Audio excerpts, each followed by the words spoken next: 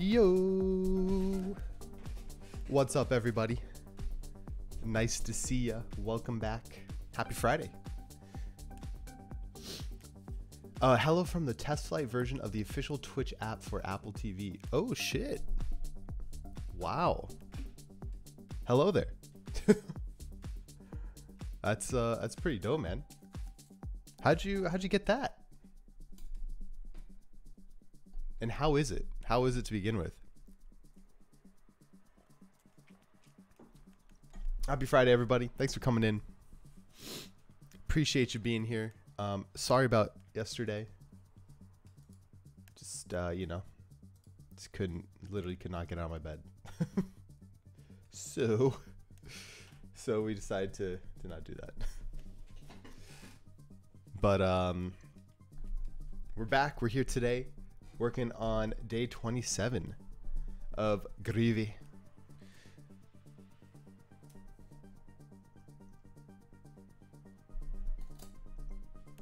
Let's see, I think I needed one or two more things here. Okay. Yeah. There's a test flight link on Twitch. If you Google it, and it's better than Twitchy. Dude, that's awesome. I would hope that's better than Twitchy. It's honestly about time. It's about time. I'm gonna have to check that out. That'd be kind of cool. Be very cool, actually.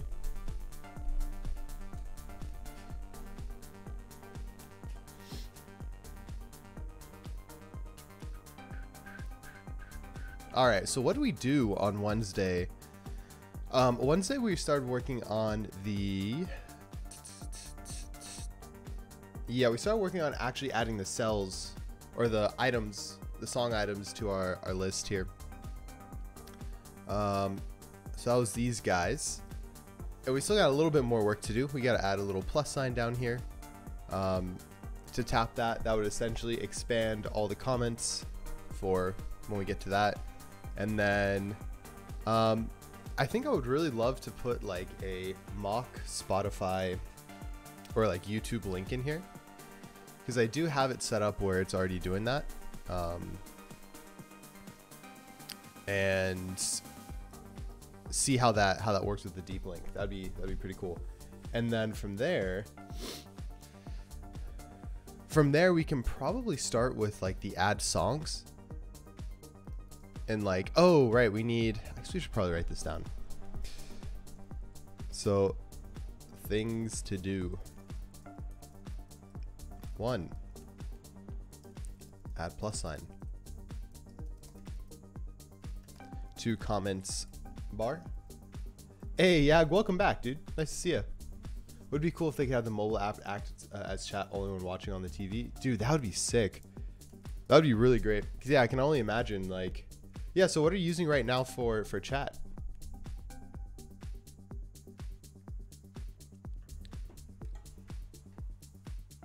Currently playing a game with a friend, so mostly working. Yeah, no worries, dude. No worries. Thanks for coming in. What game you playing? So add plus sign to comments bar. Then we need to add swipe to delete ability. And then we need to set default artwork.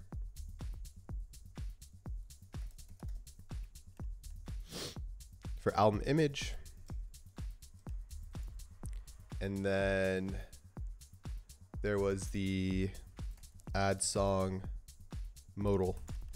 Same deal.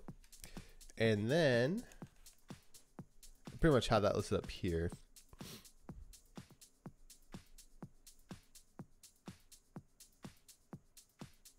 Yeah, no, I think that's good. It's pretty much the 4 main things we got to work with.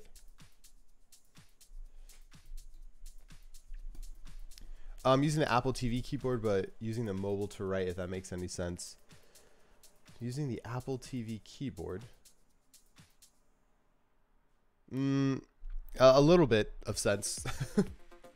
So you're not writing on the Apple TV. You're writing on the... Oh, no, I know what you mean. You're using Apple TV, but you're using the remote, the phone, like the remote app on your phone. Yes, I know exactly what you mean. Pretty smart, actually. Pretty smart. All right, what's the stuff that I don't have committed here? Oh, I added some comments. Wow, so good. Okay, and then we had song item. Added the comments, yep, song item comment bar. Oh, we added all the song item stuff here. And then stock ones. Okay, cool. So let's add in our plus sign here. And then we'll continue. That's where we stopped, okay.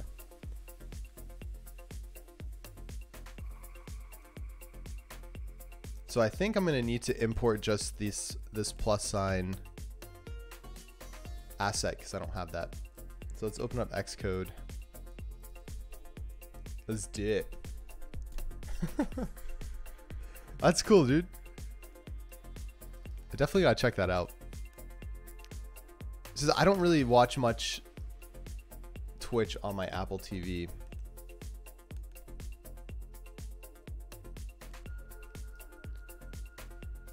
Alright, yeah. So let's take this guy. We're gonna export it.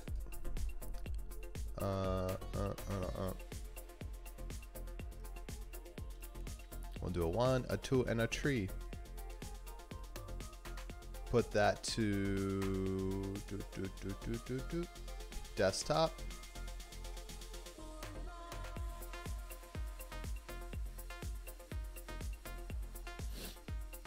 And we will name this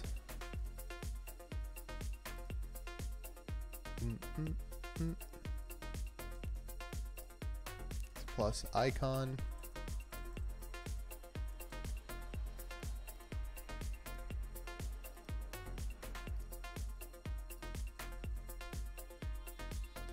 Plus icon and plus icon. All right. Bring this over here. Now let's just bring those bad boys in there.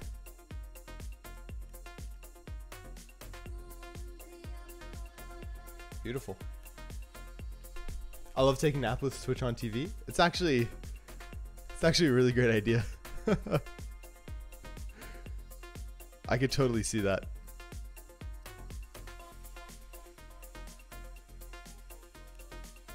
Depending on who's streaming, I guess.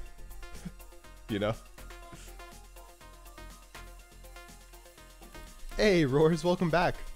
Thanks for coming in. How's it going? How we doing?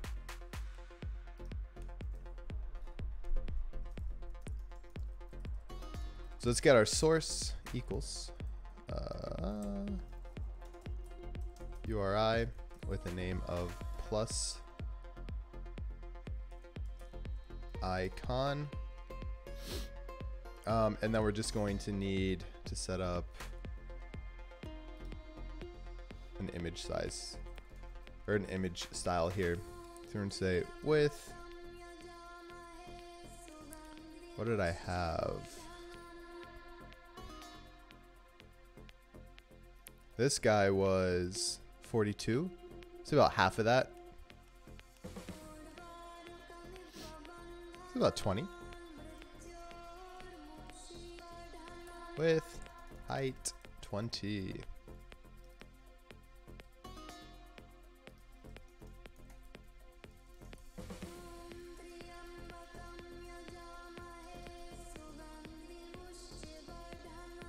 Plus icon.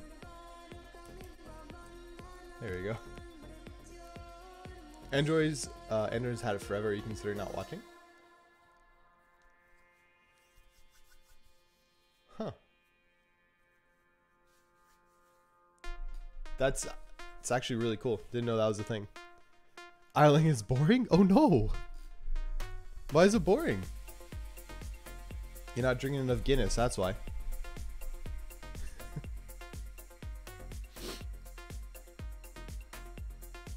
Okay, and then we need to restart the bundle here.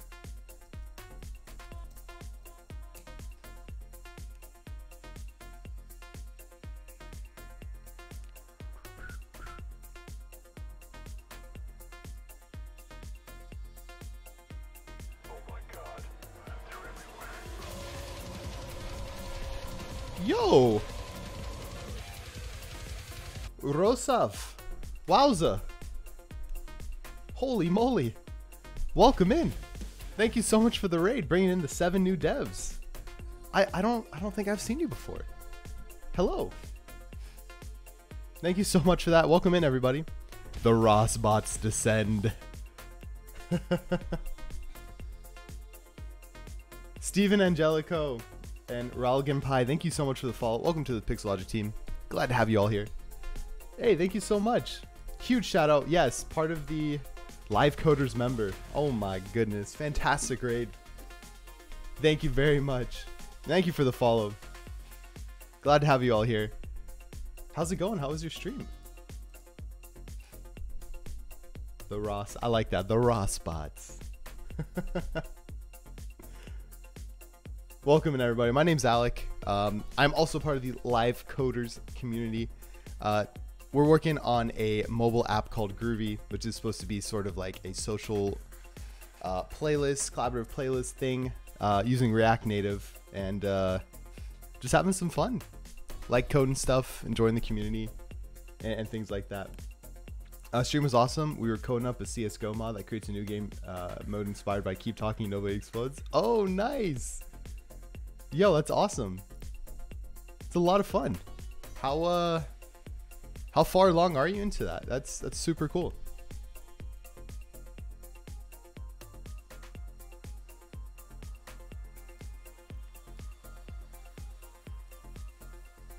React? Yeah, Zillions, we're using React Native right now. We started with native iOS using Swift a little while ago. But would like to make this for Android as well, so React Native was the way to go. I've never used it before. A number of my students have, and I spent a good bit of time with React.js in the browser. Oh, awesome! Yeah, it's so far it's pretty freaking great. It's been a lot of fun. Been a lot of fun, but it's definitely still learning the nuances of everything.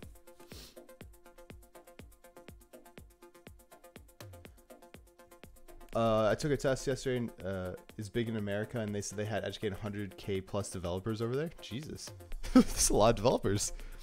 It's a lot. How far along? It's been a lot of dev hours so far, but it's finally at the point where it's being playable. Got to add lots of content so it doesn't feel same old. That's awesome, man. That's cool. That's cool to finally be able to like use what you've built. I can't wait to get to that point. Cannot wait for that.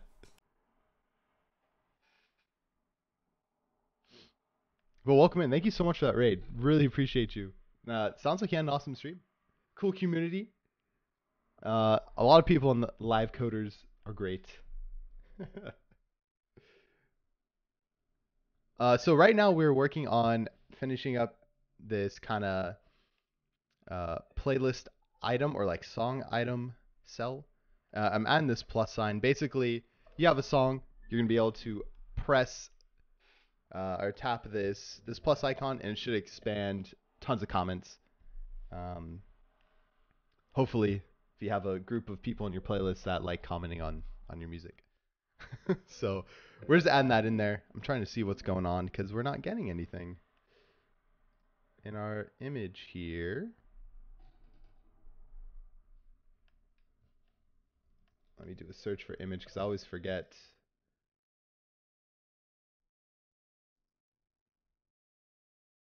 Yeah, source, URI.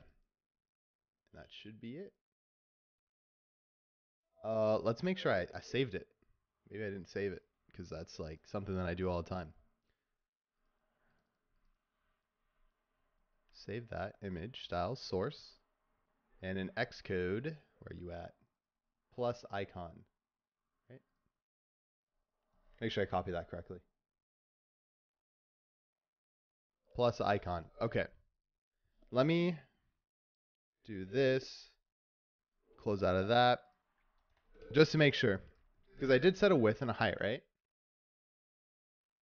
Yeah, buddy. Width and height should be there. So it should be shown. So we're going to start the server. npm run start. Hey, James. Welcome in, man. Nice to see you.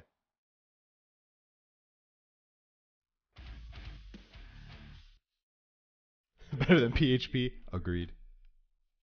GFX, roger that. What's up? Thank you so much for the follow. Welcome to the Pixologic team, my friend. Glad to have you. Yeah, Rudix, this is React Native. That is correct. Yeah, so we're using React Native right now. And basically the way that I decided developing this way around was to actually create the UI with a bunch of mock data to begin with. So there's no backend services or anything set up right now. But once we get through this pass of the MVP, as I like to say, then we're going to go ahead and start adding stuff in and getting some real services set up so people can actually use this thing. Hey, Roger. Spent way too much money on a keycap set today. I've been waiting for it all year. Dude, that's okay, man. If you've been waiting for it all year, that's going to be fantastic. It'll be crazy to get. Elvishly, thank you so much for the follow. Welcome to the Pixologic team. Glad to have you here. Appreciate you all being here today. Expo? No, we're not using Expo. No, this is just running straight off simulator right now. There it is. Okay, so here's our plus icon. It definitely looks a little bit. It looks kind of. It looks kind of bad. Doesn't look good. It looks too big to begin with. So I think maybe like a 18. That's a 18 and 28, so that's not going to really work. That does look better. We just need to put this all the way over to the right. And this is the part, CSS. What's up, Ibram? Welcome in. Yeah, Steven, thank you for pointing that out. Though here, we're always looking for the MVP in both ways. Oh. The matches. Oh, yeah, you showed me, dude. That's awesome. It's about time that thing got shipped. Wait, is this coding or song? No, that's a really good point out. Definitely should be more aware of that. The person who got your product to MVP status before the deadline? Sounds about right. Yeah, we don't have deadlines here. So at this point in our container, we do align these center, but now I need to... I don't know how to do this with Flex.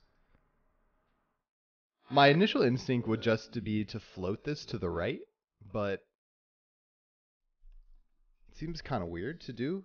Like, float and Flex don't really seem like they go well together. And then if we did like a padding right of 15.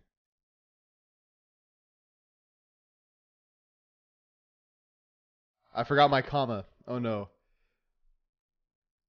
The commas are the death of me in programming.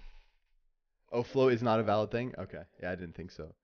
I don't think I can align this by itself. Oh, align self. That is a thing. Okay. Flex end? That's what I want. Yeah. Here we go. Flex end? Let's see if this works. This sounds about right. Do you use custom fonts? No, I don't use any custom fonts. Right now, this is just using Apple's San Francisco font that they have out. So the way that I do it, since I'm a lot more familiar with iOS, is I start developing on iOS. Once we get like a new change or feature in parallel, I'll make sure the Android version is up to par and looks okay as well. So after we get this item thing set up, we'll go over to Android and make sure that that's working properly. Wrap it in a view, and that view text align right? That's what I was thinking too, but I'm curious about this. I've never seen align self before. No, that did something, but it wasn't what I... Oh! No, but this is why, right? That does technically work, but we need a flex direction. Even though row,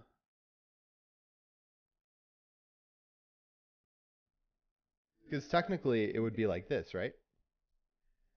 But this is already being applied in the container. I'm curious if that does work though. No. Because this is doing flex end, it's correct, but it's doing it by the column, it looks like.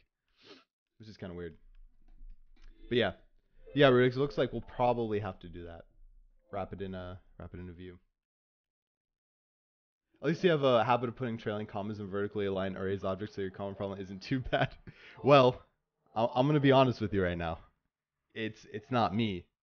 It's prettier. Prettier is on doing that for me.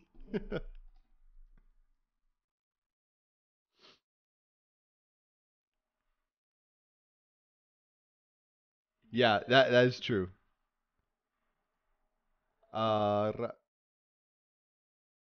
Justify is always the main axis. Is there a justify self? No.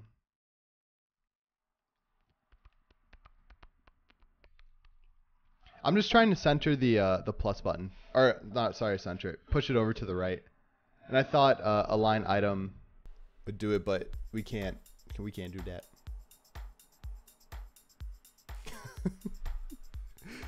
Hey, my flex has been like pretty on point lately. But sometimes, you know, sometimes it's not. Because what I'm thinking is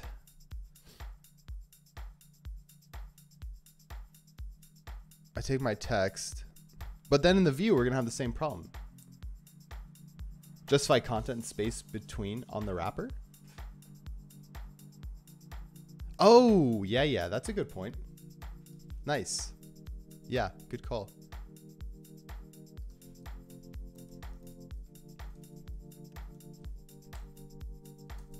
Nice. Space between. Woo! There we go. All right, now we just need to apply some. I think this has to be a margin now, though. Flawless victory. We need more of those in this stream.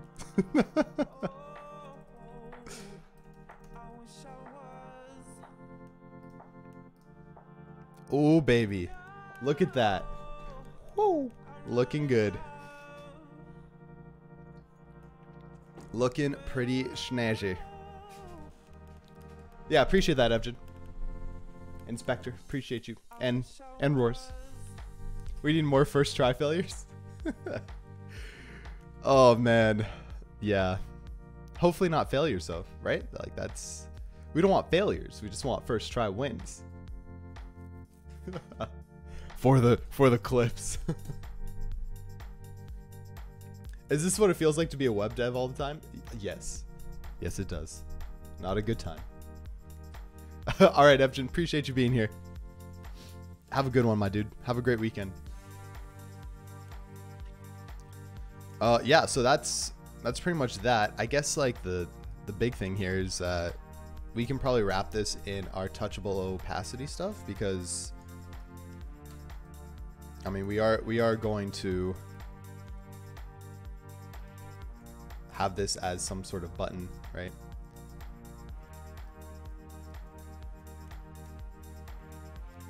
It's pretty much what the goal is. Nice. Totally. I'm mainly a Python RPI coder. Oh, nice, Steven. Yeah, it's that's a totally different world most of the time from this, I would say. CSS sucks. I MAME embedded in C, so welcome to Web Childs. My God. Y'all are animals. I love it. Okay, so I think at this point,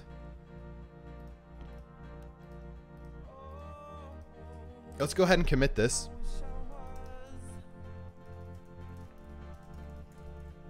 And then I guess let's check it out on Android, and then we can move on from here because we had add plus sign to comments bar would be good.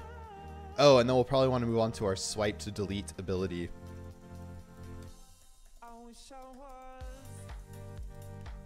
So adding comments bar styling. Staling. What? Push it, baby. Woo!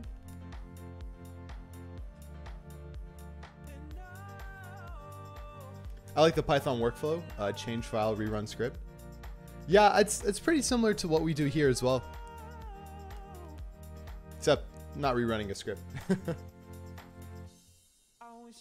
Yeah, exactly. Got to do your recompile and such. What platform are you using for epics and tasks? So this is called Trello. It's free. And so the main point of this project is it's open source. And so I like people to be able to go on and like see what we're working on. And then, you know, in GitHub, be able to look at it, add your thoughts, comments, and then hopefully contribute at some point. Because you ignored me suggesting GitHub projects. I did. The thing is, I didn't ignore you. I just did it, and then like you were like GitHub projects, and I'm like, yo, you right? And then I didn't do it. I said, nah, we good. All right, let's open up Android Studio. The treacherous Android Studio. Yo, Spectre Noob, thank you so much for the follow. Welcome to the Pixologic team. Glad to have you here, friend. Thank you for being here. Pike is also awesome. Actually, I haven't heard of Pike before. Goes back to the mod corner. No, but I think when we actually are in beta and like we're ready to go, I think it might make sense to just move everything over to GitHub issues and things like that, right? I do have a hope that people will contribute. So, you know, make sure we do it all in there.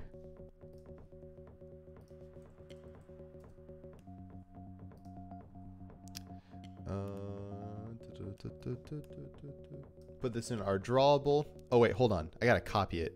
I don't like it. It does that. It'll move the entire icon in there. So I just want to make a copy of it. Oh crap! I did paste. I mean, I did copy. Where was I? Copy. Then we gonna do a paste. Boom. Add it. Yes, please. Let's build up our device. Pike is somewhat obscure language, similar to C++, syntactically, and Python semantically. Oh, nice. That's pretty dope, dude.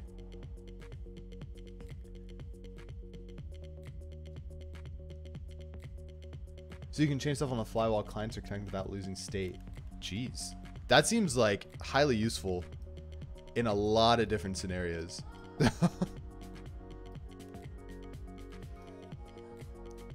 You know, just doing some production changes real quick. Hold up, folks. let me make this quick change, but don't worry, everything will be fine. My thoughts are you should open a YouTube channel or something in order to reach, increase your reach a bit. So when they search open source projects to contribute for React.native, whatever technology you're using, you might clickbait them a little to your content. No, that's smart. I actually do have a YouTube channel. It's nothing crazy though. It's just literally raw exports of the streams. And I have a folder for every specific project. So doing stuff like showing it on Twitch, putting it on there, all that fun stuff, I think is a good way for people just to know like what it is. And so maybe one day someone comes by with like a passing glance, like, oh, like I know that project. I've seen that person work on it before. Or like I've seen a video somewhere on it.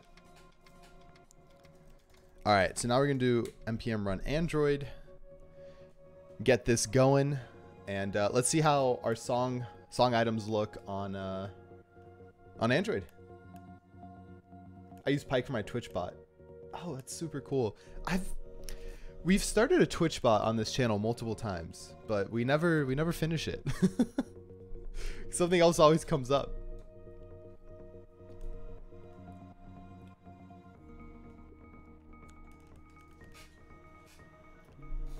I think one weekend I'm just gonna have to sit down and code up a Twitch bot. Just like with all the stuff that we've been wanting. Okay, so we go here. There we go. Okay, not looking too bad.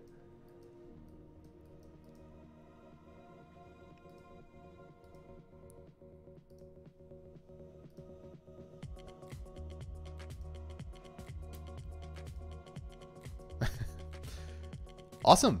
I mean, that looks like pretty on par. Oh. I wonder though. The only thing that's a little different that I've noticed is it looks a little bit smaller. The height of each item, so it's kind of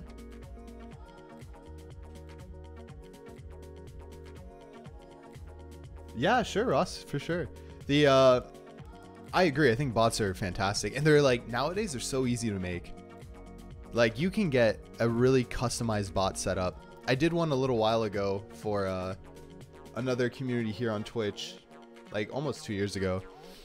That would like update their site live when someone would add some content to it and stuff, and that was like a blast to work on. I had so much fun doing it. Was there something in recent version of Android's about removing the back button in favor of swiping from the left? I have no idea, but I hate this back button. I hate it. I don't like it. But like, it looks like I can't swipe. I'm trying to on here at least. But I think that looks pretty good. I mean, there's a little bit of like... No, it looks good. The thing is, again, like MVP, most viable product here is we're trying to get something out into hands of people, into people's hands so they can just use it. And so this doesn't look bad in any means. But I want to make sure that, you know, when it's like officially launched, we do a quick sweep with Android and iOS to make sure that we are using the proper like style format that they recommend for their platforms. I would hate to lose the back button. Interesting. Well, so I've been an iPhone user, like ever since the iPhone 3G, so I never had a back button. That's probably why.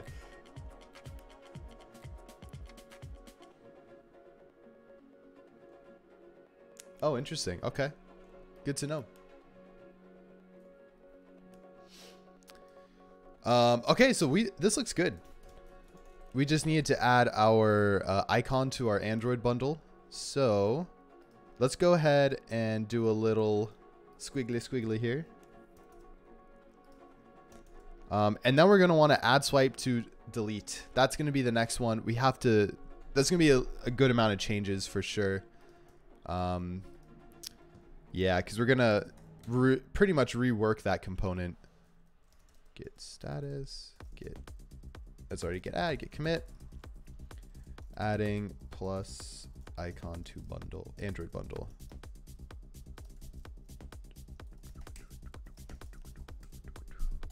Sweet. Chugging right along here, folks.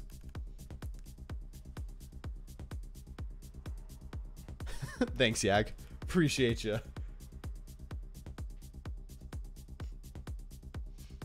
My Moto Z2 is stuck on Android 8. Oh no.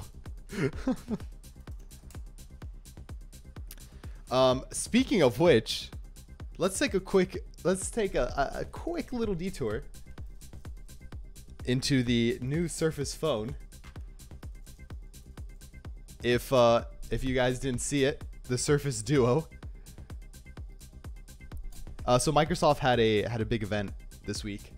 Release a bunch of new Surface stuff. This is gonna be the next Microsoft phone, folks. This is it. But let me just tell you now, it is running Android. It is not running Microsoft OS.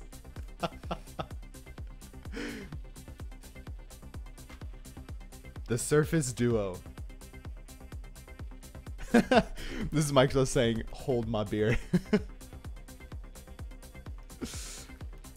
I'm not a fan of it. The cool thing that I like about this though is that it does flip 360 degrees. So you can have it like one screen here, one screen here. Folds completely as well, apparently. So, and they already have a lot of Android integration with Windows to begin with. Windows 10 is enough. Yeah, no, they announced a lot of cool features also with upgrading, like that kind of. I like to say the Apple ecosystem, like they're definitely gravitating a lot more towards that, which makes sense. I think most companies are doing that because like once you are hooked into one device and then you have two devices, you're like, oh shit, what do I do? I can't get out of this now. Like I have everything set up with this ecosystem. Officially sponsored. You know, I'm just here to get my stocks up. Woo. Switching to Linux today, a lot of thoughts today. Yeah, that'd be cool too. You can always dual boot to start and see how you like it. Windows 10 can die and fire all I care. Linux forever. Yeah, that was very wow. Microsoft rolling on Android. It's anyway better thing than the glorious Windows Mobile OS. Dude, it was glorious, man. It was glorious. But in case you hadn't seen, that's that. And then also the Surface Neo, which is pretty cool. Also another dual screen like laptop-ish thing. Except I found this really funny because this is like a million times larger touch bar. So there you go. Alec, what are your thoughts? Hate Microsoft too? let's say you know, I don't hate Microsoft, but you know, not every company has their issues. Linux forever until college asks you to do WPF applications, then you'll cry. Yeah, most colleges I've seen don't really do that, which is very interesting.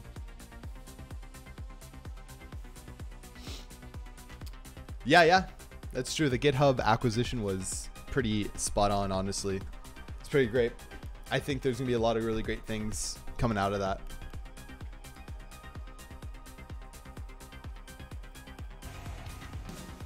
Oh, gotcha, Spectre. Yeah.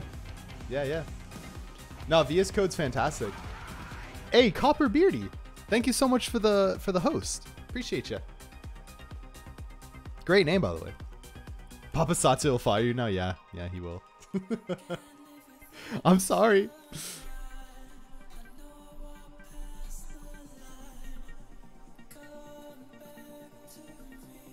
Yeah, I mean, VS Code definitely has taken a really nice like push in the right direction. It's good to see that there's a lot of people using it, honestly.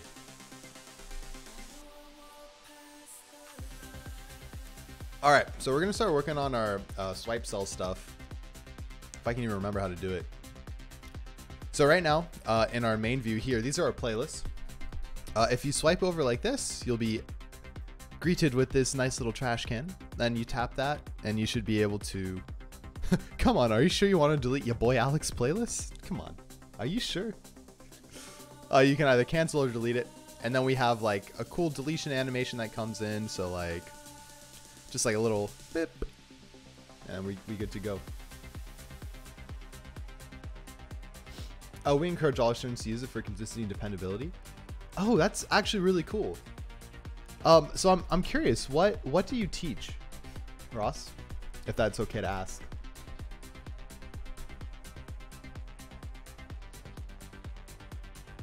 Native modals? Is this is a native modal, yeah, or like popover.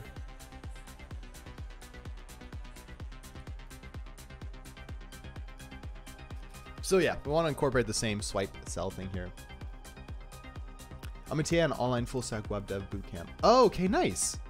That's awesome. Yeah. No, I would feel like if I was doing that, VS Code would definitely be like my go-to thing for people to use. That's awesome.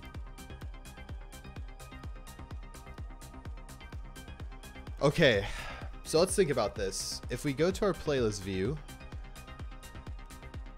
we got this thing here called a swipeless view. That's the first thing we're gonna need to incorporate is our swipeless view in here. And then basically every single render item, which is coming from this guy up here, we need to return our proper component, which in this case is a card item. But what we're using is a song item. So let's go to the card item real quick. And so a card item is of type swipe row. And swipe row has two different views. It has the view that shows on top and then the view that shows behind it. Because basically as you swipe, you get to see the trash can like little icon thing there. So what I need to do then... Oh, actually, I wonder if we pretty much create a component. We pretty much create a component that takes in these two different children, right? So they'll always be set up as a swipe row. Yeah, and then like, because the biggest thing is the animated view stuff. And then swipe action. Yeah, swipe action we've already set up to take in the proper props here. So I think we should be good. I guess let's just start. We can try to see if this is gonna be a first try. First try compile. Oh yeah, we actually just showed it on Android. It looked good, looked perfect. The time pressure of boot camps means we can't afford to waste time on multiple editors. Yeah, no, that's true. Because you can set up your curriculum just based on like one editor and everyone will use the same. Oh, debugging? So let's make a new folder here. We'll call this common maybe. And so in this guy, let's create a new folder and we'll call this swipe action or swipe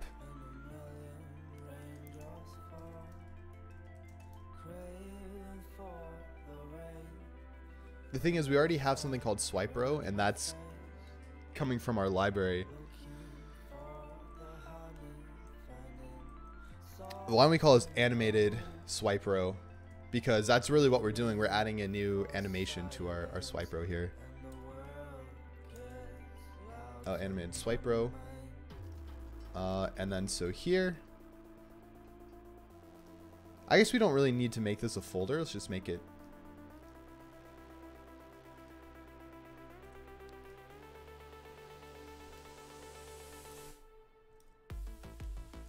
animated swipe row.js. Cool. So let's go ahead and grab this initial stuff. Probably need that.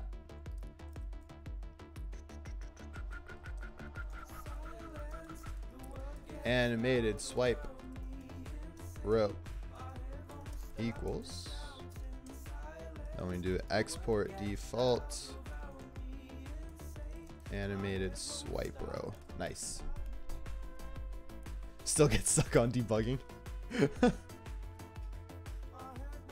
Yeah, and like every platform has its different way of debugging, right? Like I still don't debug through like the debug setup in VS Code. I just use console in like I use the Chrome debugger instead. It's easier. Type on the last line there. Oh, thank you. Thanks, Steven. Cool. So animated swipe row will go here. And then again. Cool. At this point, what we want is pretty much going to do some copy pasta here, just to get it over. Actually, I don't think that's going to work like that. Get it over here, and then we're going to figure out what what items we need for this. So we're gonna do a return. There we go. I just debug on paper. Some paper. Okay, so let's talk about the generic things that we're gonna need to pass into this animated swipe row. First off, is our write open value. So this one's gonna be a little interesting because this is pretty much gonna say like every single open value. So the open value is the amount of space that stays open on this side, right? So this is a -75.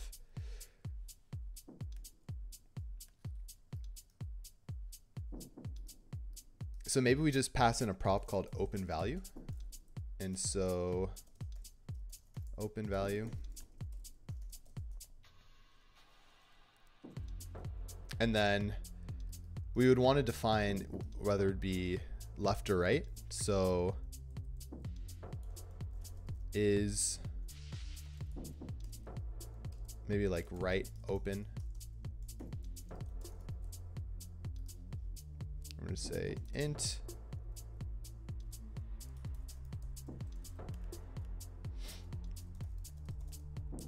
open value for cell. Then we have is right open value. This will be a bool. Determine if open value should be for the left or right. That'll be pretty straightforward. I've been debugging my house constantly, but there's always more files getting in. Oh, more flies. I'm like, what do you mean files? Oh man. Oh man. Flies. Cool. So in this instance, then we could say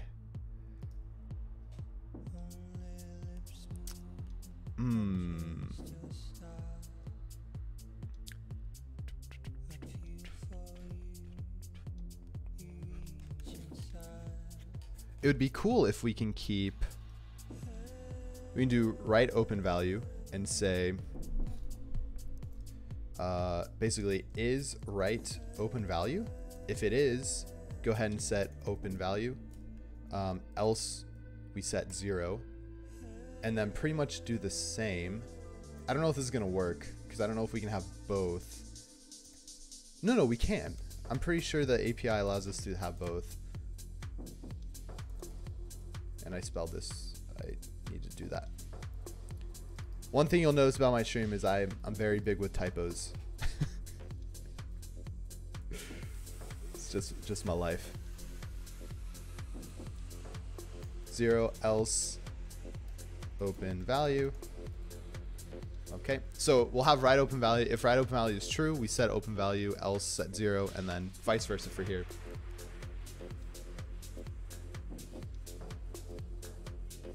Mental autocorrect.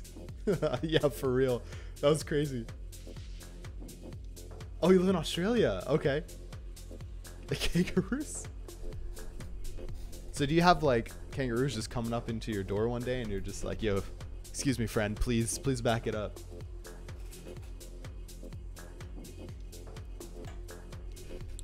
All right, so we have open value there, and then our swipe ref. I forgot what this thing did. Where were you, swipe ref? That's something that we need to incorporate in here. Yes. Yeah, so this is going into the logic of our swipe stuff. What the? Okay, so this is pretty much just a constant that we need for our swipe row. I like this language. Yeah, this is pretty much just JavaScript, you know? JavaScript with some JSX going on in there. I've had parts of a kangaroo come to... Wait, what? Had parts of a kangaroo come to my front door periodically? What? What does that mean?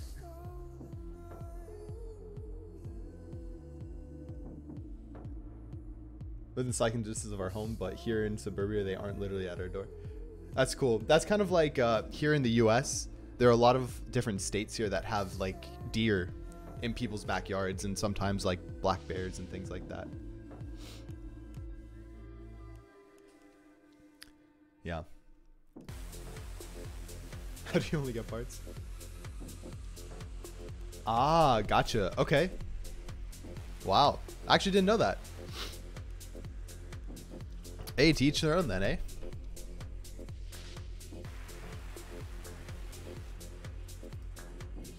Okay, cool. So then we got to get our styles, which will be sick because we already have them pretty much all defined here. We got to look through some of those. But we also need our style constants.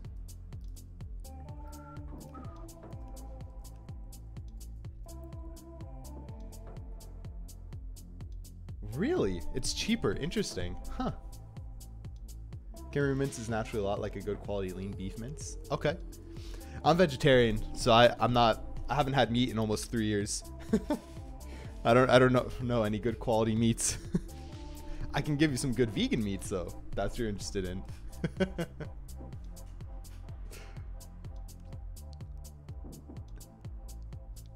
Okay, so we have styles is deleting shrink height. So next is deleting and shrink height. That's again some props that we defined on this thing.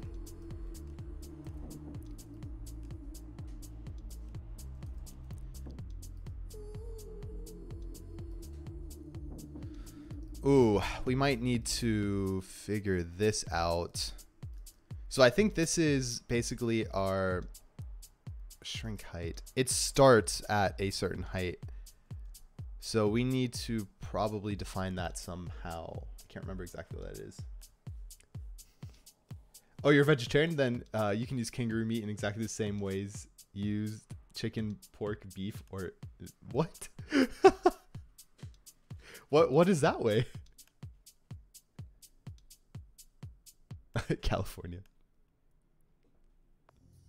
How do you tell if somebody's vegan? Don't worry, they'll tell you.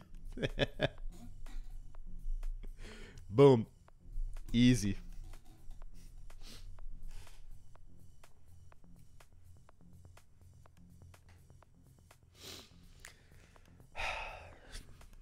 All right. Come on. Come on. Roars. I know it's but wow. You're right. You're right. My mind has been a little, you know, a little crazy these days. It's been a long week. Yeah, that's just how chat is. You know, we like trolling here. We troll because we love. The other day someone gave me bits because Evgen, who is here, because you know, he was like, this is the only way I feel comfortable trolling you. That made me feel bad. It's like, I troll you too much. Here's some bits. Crazy. Yeah. Insane. Insano.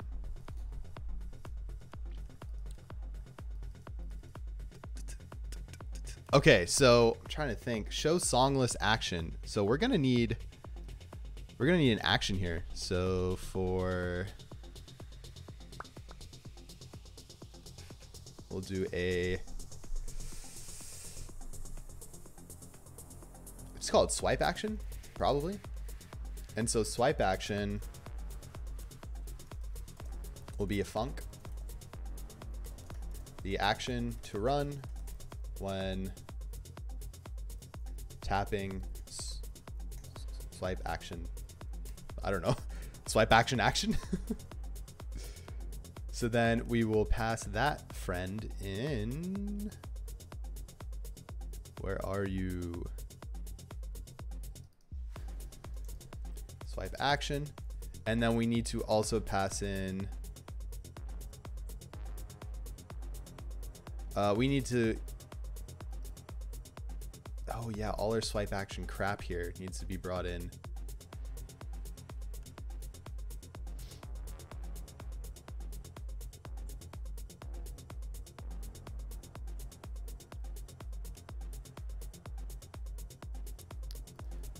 Oh, wait. So this is show song list action.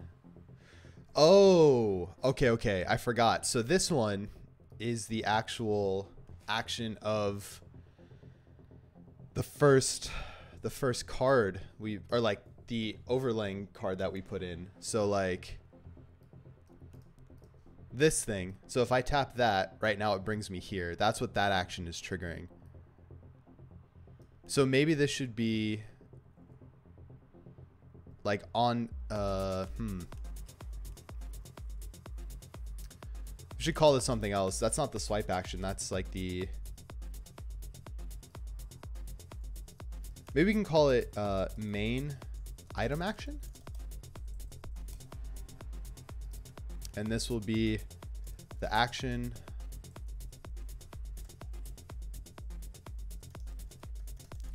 triggered when tapping item cell. That sounds about right.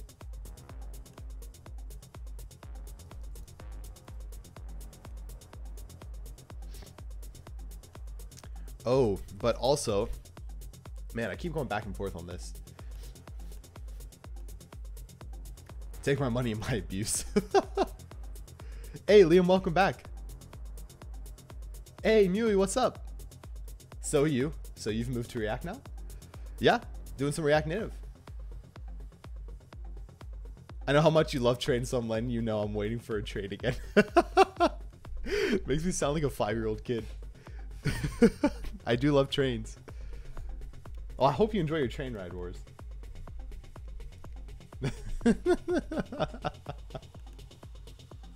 What's up, Six? I don't know how you wake up so early, boss. Bro. Whew. Yeah. It's hard sometimes. But it's like I'm a morning person, you know, so it's easier for me to do this in the morning than like go through a full day of work and be like, holy crap, man, I'm exhausted.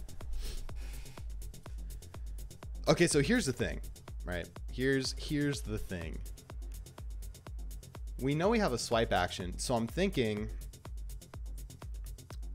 what we can do is, since we have to pass in 2 children, we just put it in an animated view, but we pass in the actual component that's supposed to be rendered in here, right? So the component object, and then the other component object, right? Because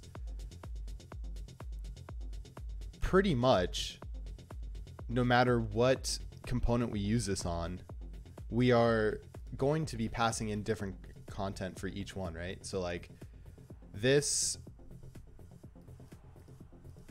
for this one, we have this type of card view thing. And then for this one, we have this type of card view thing. So those need to be passed in differently. So we should probably do that. So I think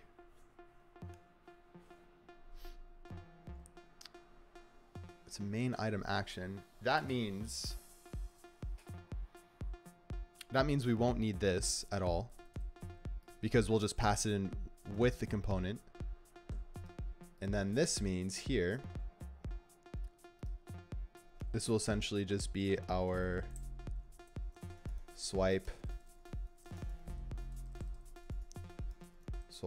action object. Or maybe swipe action component.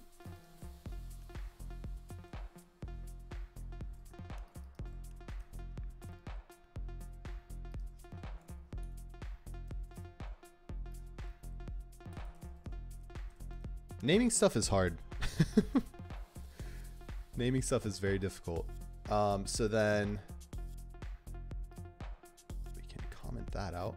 And so pretty much it'll just render inside of here.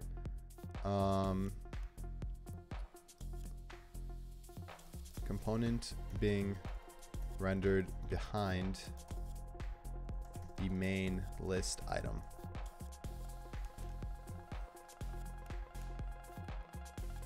Did you ever give Flutter a chance? I haven't. No, not yet, Mustick. Not yet. But maybe that can be the next thing we work on. I'm really enjoying React Native, honestly. I think it's been great. The joke there being that Alec didn't wake up in time yesterday. Yeah. It was difficult.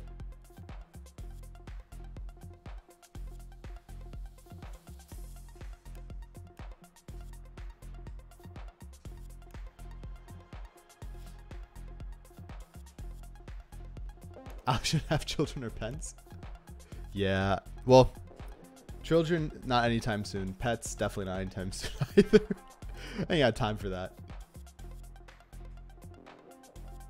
Alec Offspring one.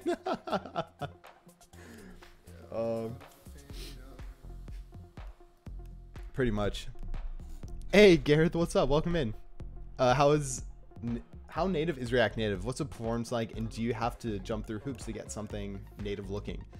So I'm still going through this, and I'm sure people in chat might have a little bit more explanation on it. But the performance on this isn't terrible from what I've seen, from what we're actually working on. I've heard that there have been some people that ran into a lot of performance issues, which sucks. But it's... I mean, it's still a layer on top of native, right? So you already have a layer on top of native when you're writing in a native language, right? To get to the bare metal, but this is now one level above that. So you're always going to run into issues with some things, I'm sure, depending on how you utilize them. But for the native look, I mean, this is all native through iOS right now. Like, I think it's pretty solid.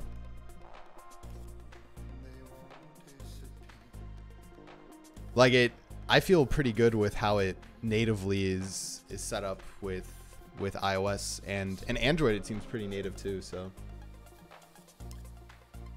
yeah, like there's a lot of hoops to jump through in regards to like how it gets rendered down and presented to you on the screen. So Facebook is working on a single-threaded bottleneck issue. Oh, okay. Yeah, there you go.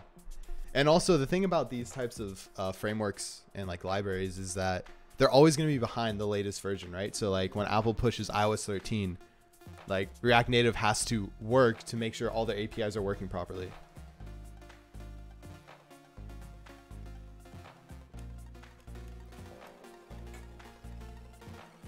Yeah, I mean, so I've only tried it in Simulator, Gareth, so I'm not 100% sure yet. On Simulator, it's been fantastic. Like I haven't noticed any sort of issues, but also my app is pretty simple right now. Like there's nothing too crazy about it going on. Alexandre, thank you so much for this follow. Welcome to the Pixologic team. Glad to have you here.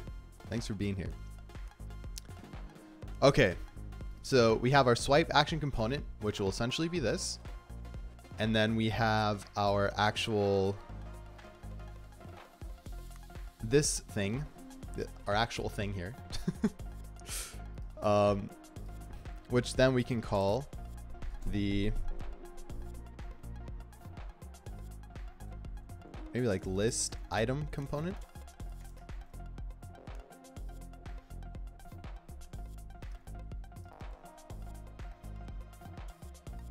And that thing we need to pass in here. And so list item component will essentially be an object, right?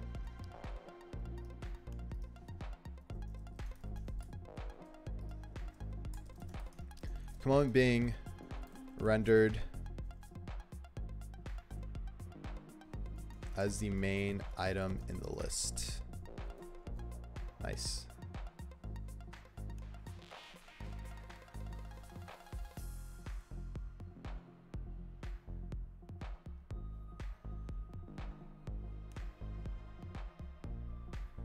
Yeah, so I think that will definitely help us out a lot here.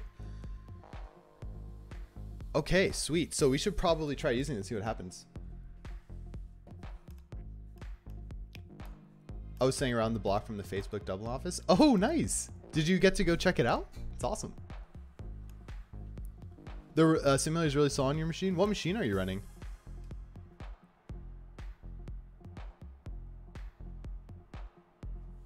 I feel anxious now.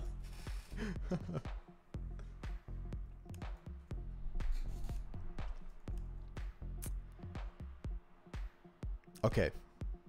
So our animated swipe row is there. Let's bring this over into our, not playlist view. Let's maybe take a couple of these out.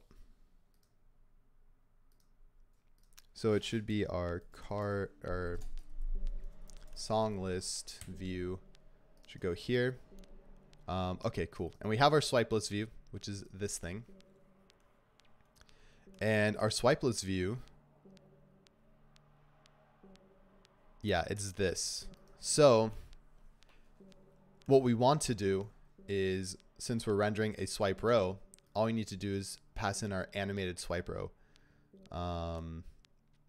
So let's go ahead and import that here. Import animated swipe row from common animated swipe row. And then I'm going to actually just comment this out and do this because I think this is going to get a little messy. Render item is equal to our item. And then we're going to pass in the animated swipe row, which will have all of our things on it. Should be good to go. It's from about 2011, the last MacBook Pro that won't let Mojave install on it. Oh. A 15-inch one with discrete GPU? Gotcha, gotcha. Yeah, simulators have changed quite a bit since then. I don't know about like behind the scenes code, but yeah. Okay, so here are props. Our open value. So number one, our open value is going to want to be set to, we're going to say -75. Is open right? Yes. So far, so good. Swipe action component. And then the swipe list item component. And so our swipe action component, let's go ahead and probably create this somewhere, right? Do const swipe action component. And this is just going to equal this thing here.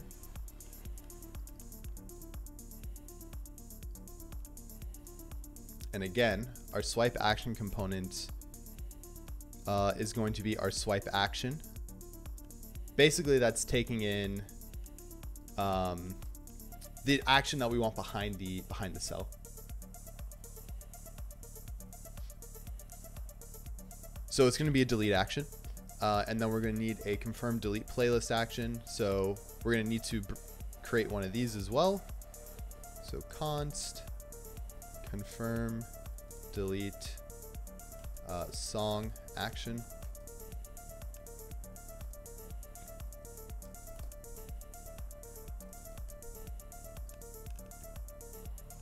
So that would go there.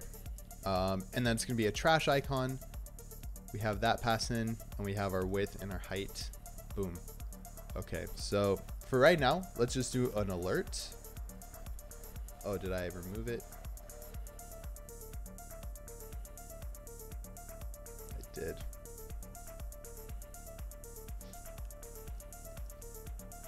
So we can do alert.alert, removing song. That would go there. I'm going to pack up and say goodnight for now. Have a good one and see you later. All right, Steven, thanks for coming by, friend. Appreciate you being here. Have a fantastic rest of your night. Really appreciate it. Cool. So for now, we're just going to pass in this thing that does that. And again, that's going to be passed in as our swipe action component. And now our list item component, which is literally going to be our song item.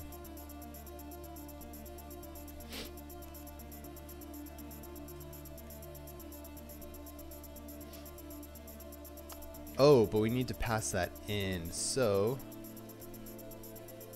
song item component. Actually, I returned something from here. And so this is going to have to be like this.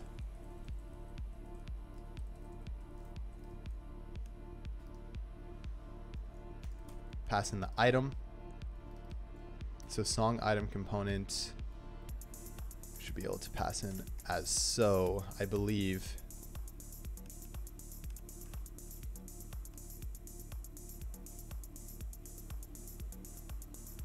Okay, I think we may be in business.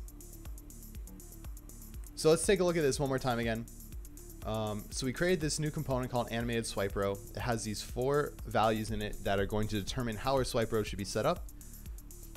We have our swipe ref here, is deleting, set is deleting. Oh, we don't have any of our like actions set up with this. I'm gonna have to grab these, but pretty much the initial setup is swipe row, our open values, the ref that we need is passed in, our animated view, which again will have a swipe action component in it, and then our other animated view will have our list item component. We should be good there. So our swipe container and our animated container.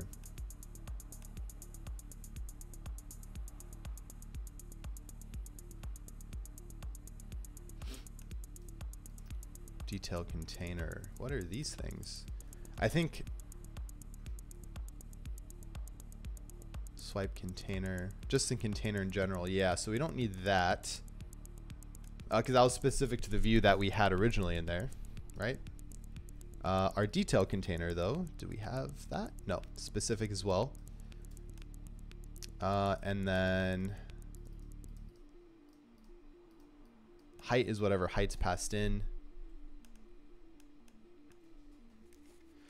Okay, let's see how this thing renders. I'm gonna actually restart our bundle since we created a new file here.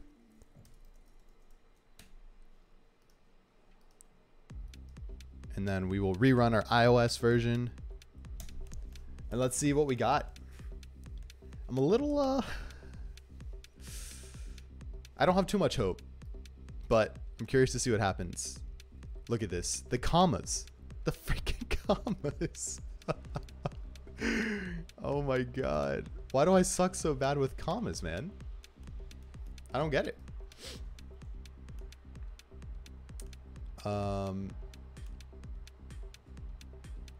Animated swipe row. Where are you? Animated swipe row. Here we go. Oh, but these don't need commas, right? That's probably why.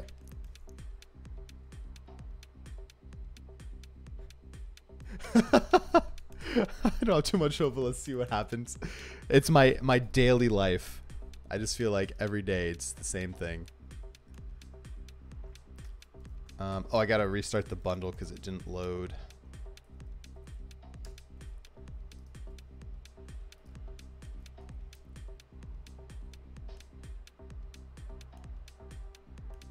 There we go. Download the bundle. You got this, JavaScript. You do your thing. Ooh, baby. All right, we in. So we go here. We have our row that does that. Now let's go into one and let's see what it looks like. Ooh, swipe action is not defined. Okay, that's no problem. That's an easy fix. Import swipe action from.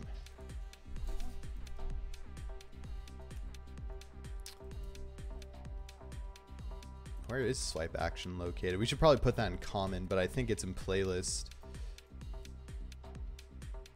Yeah. Okay, so we're gonna have to move that out. Let me do this. Move out swipe action. Before we commit, we'll make sure to do this. Swipe action is not defined. I just added. Oh, I spelled it wrong. Typo. Okay, invalid attempt to spread non-iterable instance. Okay, and songless view at 29.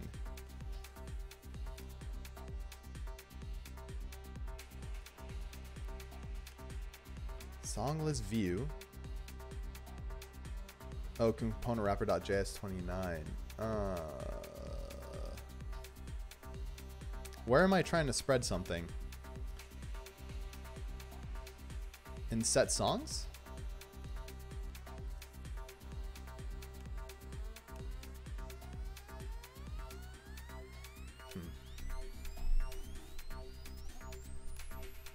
Howard, what's up?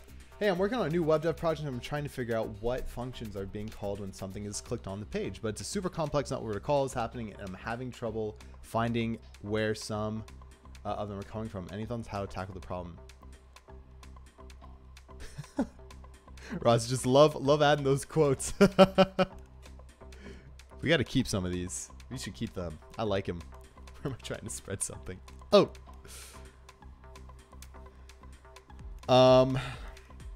Yeah, Howard, I usually what I do in those types of debugging steps is you pretty much set a breakpoint at your first call, right? So you know it's getting called at one point and you have to start backtracing, right? And so depending on the IDE that you're using or text editor, there are probably a bunch of different ways that you could go about doing that. So one, if you're using something like VS Code, for example, you can actually put a breakpoint in Chrome in your code, and you should be able to start backtracing on like your call stack. So something happened here, then this event happened before that event, and that event, and that will take you down your slope of your multiple events, if that makes sense. Hey, Chocolatine, welcome back. Kind of need a local quote bot though. You right. Totally need that.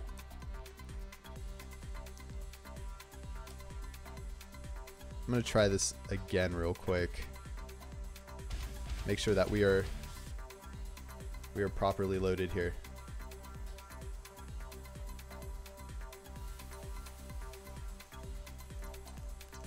Howard Moon, thank you so much for the follow, friend. Welcome to the Pixel team. Glad to have you here. Yeah, no problem, no problem. I hope that works for you. Okay, there we go. Looky there. Wow, that actually kind of like weirdly worked, like almost first try. Obviously, we have some weird caveats going on here, but there you go. Now, this is the beginning of our swipe stuff, and I just need to figure out... I forgot that my... Poopy. I forgot that the opaqueness of these cells will show through.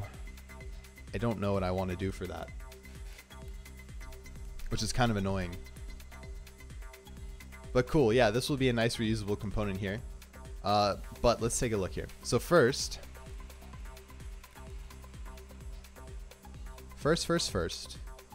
and foremost,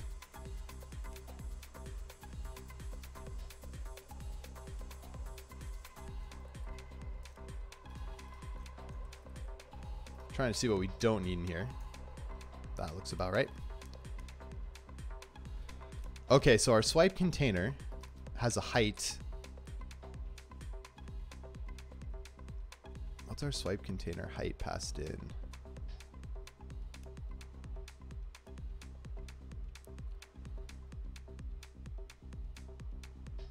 Swipe container is our shrink height. Okay, so we're sending that to 200, which is probably why it's too large, because our song list view, each one of our song items,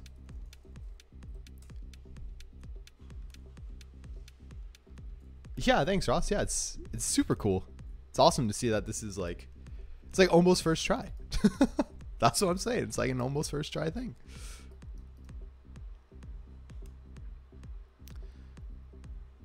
Our container, that's just that. Song item detail. Oh no, so on our song list,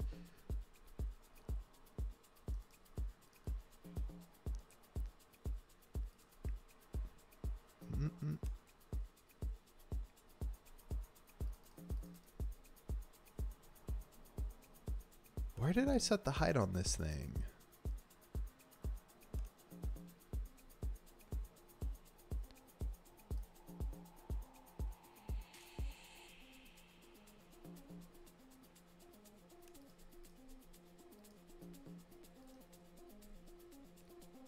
Let's do an inspection real quick because I don't remember where I did that. So this view, our song item, our flat list, virtualized list, cell renderer. Yeah, this is set to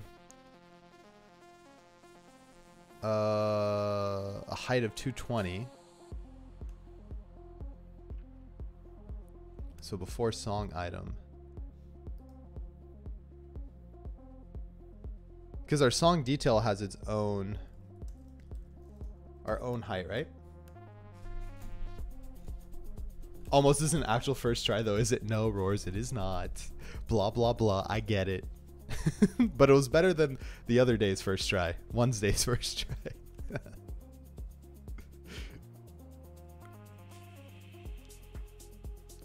Okay, yeah, here it is. So this guy was 80. And then the song item comment bar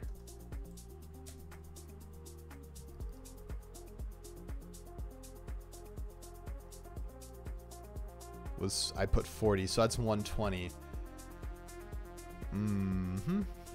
So for that,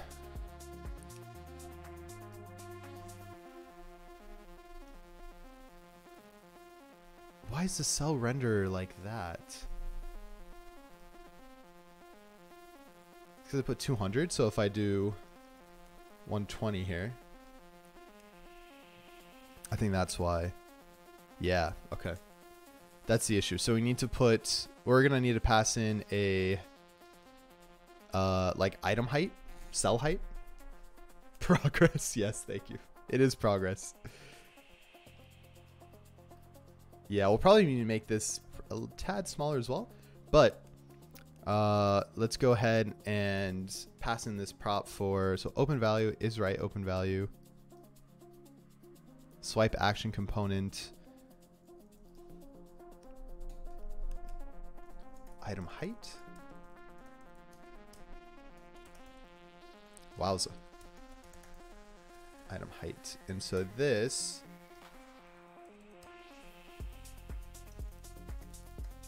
will be an int, and this will be the height of the list item component cell.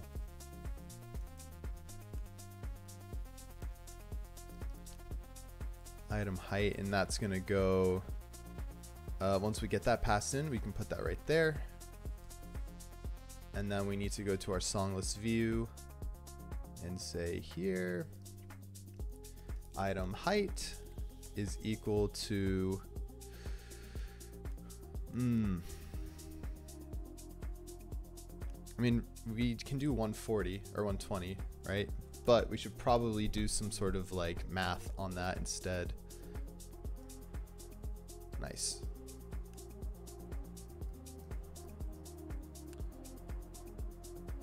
And then for this section specifically, we want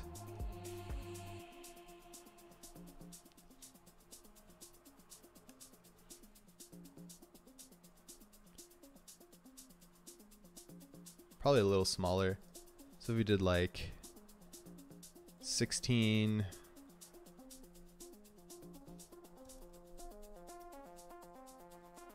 Wait, so this is 19 by 25. Hold on 1 second there. 19 by 25. 76%.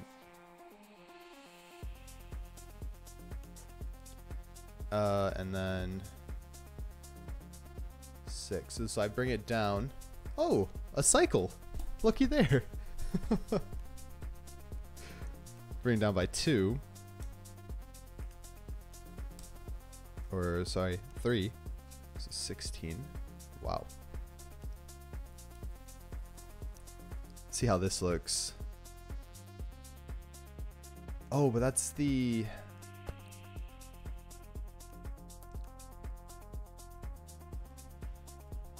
I gotta go to my swipe action. I don't remember what this thing is. Yeah, okay. So we... I wonder if these should be changed. They might need to, because we're passing in the width and height for the icon, which makes sense, but the actual width and height of the background, those aren't changing.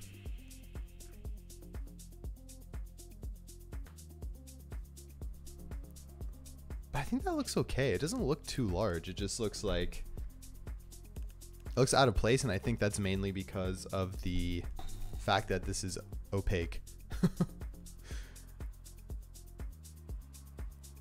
Okay. So let's do this. Let's get to the opaque stuff in a minute, but let's remove this crap, because now we know this is working, which is freaking sick.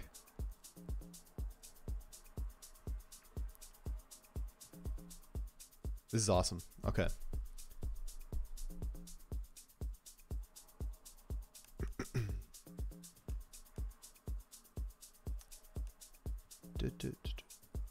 And then what we want to do, actually, I guess maybe getting to the opaque stuff now would be fine as well, because swipe action, get out of here. Song icon bar.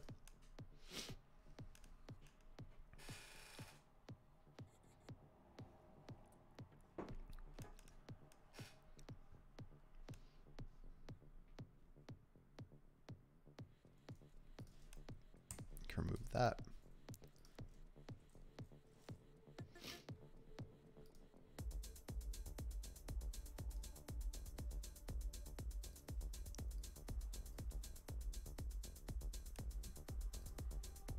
Render item. It's this thing. Is our button. Okay.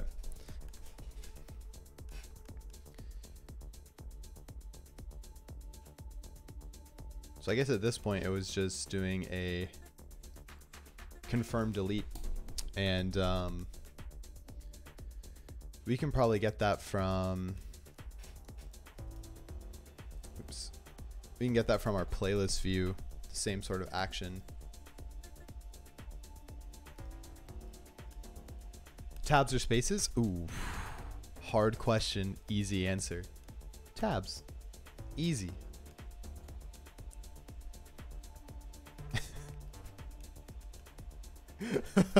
Yes. the battle of the century. Tabs or spaces, but it's always an easy answer.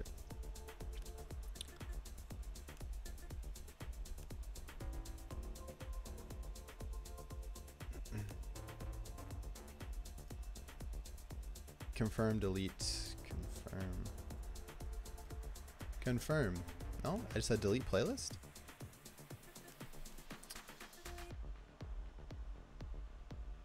Oh, the actual action was over here in this thing.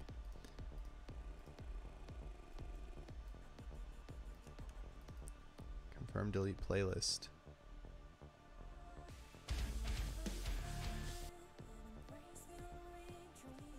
Gotcha. Let's see if I can.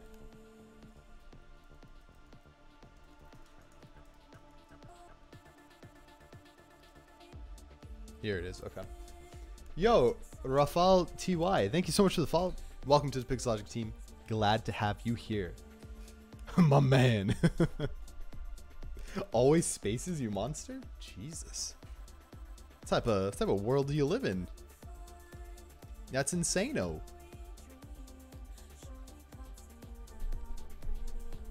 This is what we need. Yeah, yeah.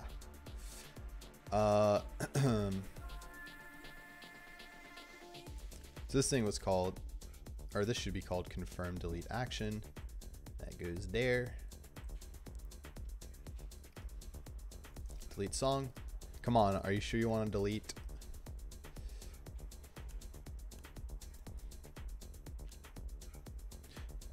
Oh.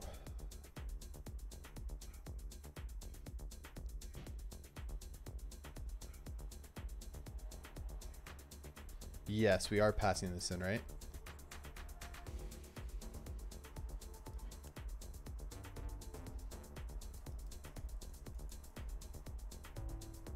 Yes, in the swipe action.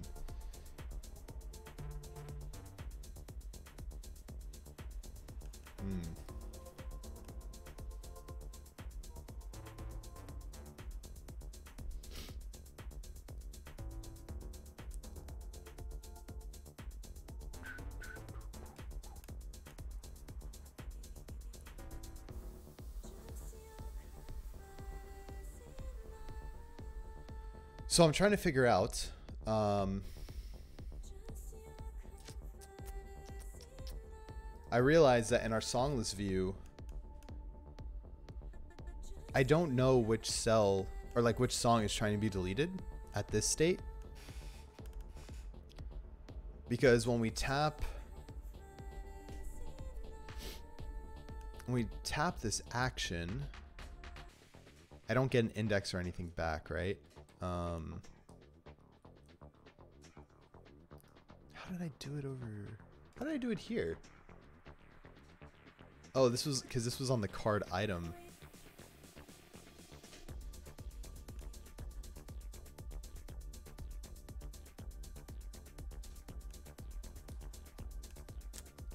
Gotcha. Oh, this is actually a little sticky. Do you have an Instagram? I do not. No, I do not.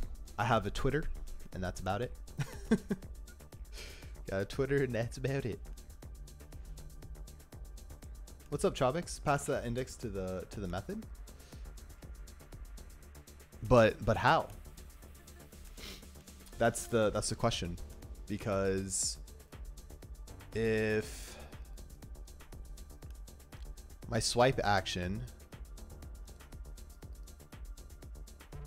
I don't have access to my index at this point. It's time for me to skedaddle. Yo, Ross, thank you so much for coming by. Thank you so much for that raid. Appreciate you being here. It was very, very nice meeting you, and I hope to catch one of your streams soon. Have a great rest of your night, okay?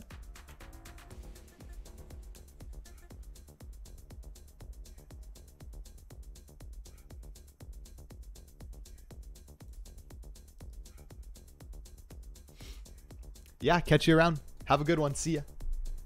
I'm already following you there. Oh, okay, Imram. Yeah, no, I haven't. I don't know. I've thought multiple times about having like an Instagram or like a Snapchat for the channel. I think it would be kind of fun, but I don't know. Like, why? Post my day to day, I guess. I don't know if people would be interested in that. How much longer are you streaming? Probably for another 30 to 45 minutes, maybe an hour. Yeah, no worry, Chavix. I'm just trying to figure out. I think there should be a way, right? If I'm on a song list view, essentially what I'm returning is this swipe list view, and it does have this render item. Render item is being rendered here.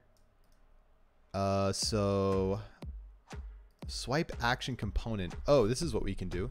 Our swipe action component. Yeah, we pass it along in here. Pass the item here.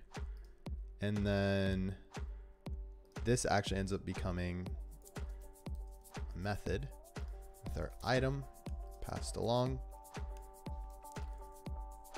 And then on confirm delete song action, we pass in an item. We then pass that in here. And boom, there we go. Item dot name. That's what our song is going to be. And then we have to do our run delete action. Tabs or spaces. What's up, Demon? Welcome. You crazy. I might be able to help now. Are you on the train, Roars?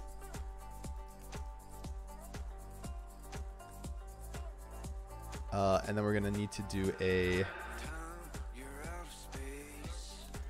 run song delete action.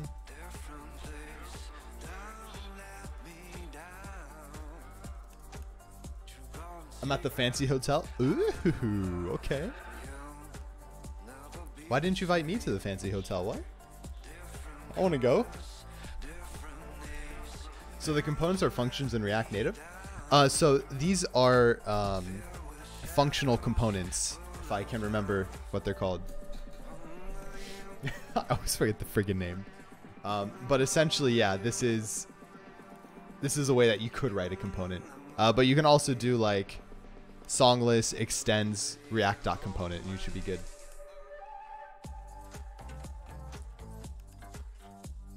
I use them as classes in React.js with TypeScript. Yeah, it's very similar. You can do the same thing. We're not that friendly. Why? Why are you thinking like that? But you're right. Not to be sexist, but there's a lack of men software engineers on Instagram. Oh my. But like, in all honesty, right? What should, I don't know, like I don't even know what I would post.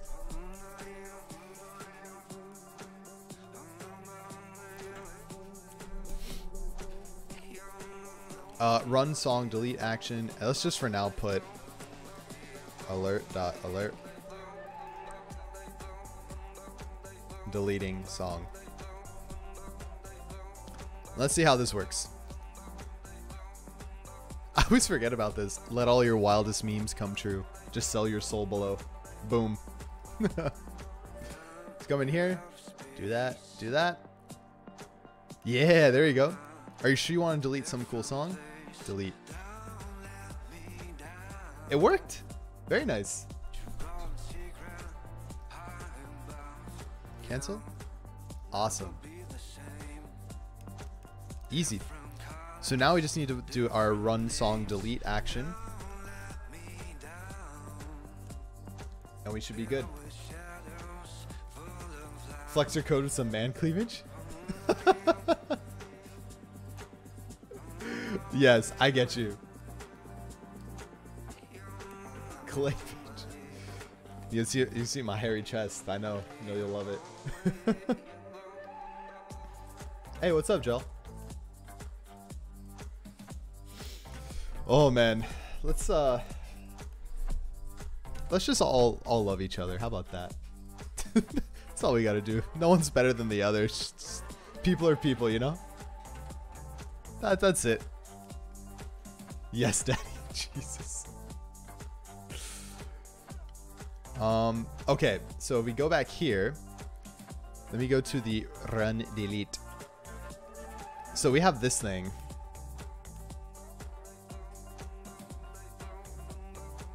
Can you actually run simple JS apps on iPhone? Yeah, so this is called React Native, Snooks. It compiles down to native code. Yeah. We live in a crazy world, man. Okay, so here's the problemo, right? Oh. Well. Maybe this is actually not a problemo, because we can just throw this all into...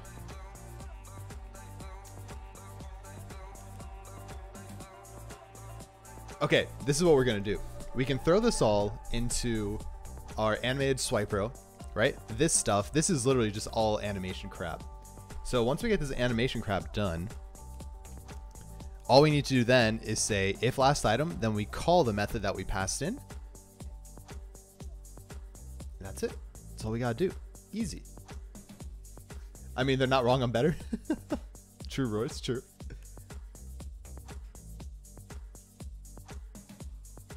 You don't count. It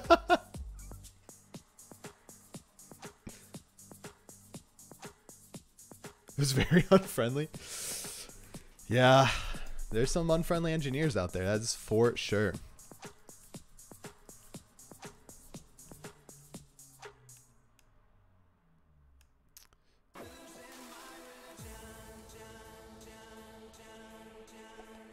Yeah, okay, so it's this thing.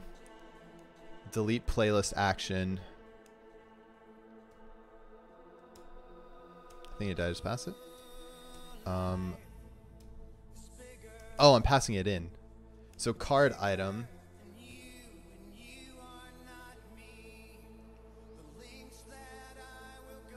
Yeah, so in our songless view. Oh, this actually makes it so much easier now. Because where's our mock stuff?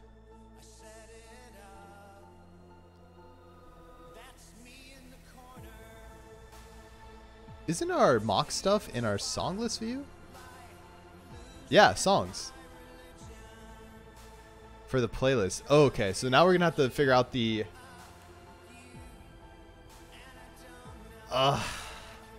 yeah, we're gonna have to figure out the deletion technique on this. But first let me get that action, I guess, over there.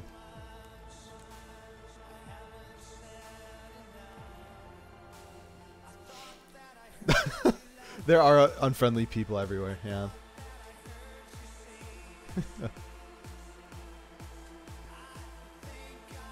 Yeah, I agree. Unless you're Ebjin, yeah, no one likes Ebjin. My god. Yeah, we're just here to have fun, listen to some music, code a little bit. No need to get a little wild. I played around with Microsoft Computer Vision, and damn, you guys did a great job at that. You probably never worked at Vision, but Microsoft did a good job. Hey, how do you know? I probably worked on all of the Vision. You don't know that? No, I did not work on any of that. No, you're right. That's awesome. I'm glad you're enjoying it. I'm very glad you enjoyed it. Hey, like, Microsoft in general, good company. That's all I gotta say. Good company. It's definitely growing. The connotations of Microsoft have been pretty bad for a while, but the past like 4 years, I think it's definitely been growing, and now it's like a place a lot of people want to work. Yeah, Gareth, I work there. Yep. Yeah. No, it's cool. It's like, well, the thing I like about that company is, like, we release stuff, and it's never like a big hype. It's just kind of like, hey, like, we did this cool thing. Take a look at it, and here you go. You know. That's the vibe I've always gotten. Yeah.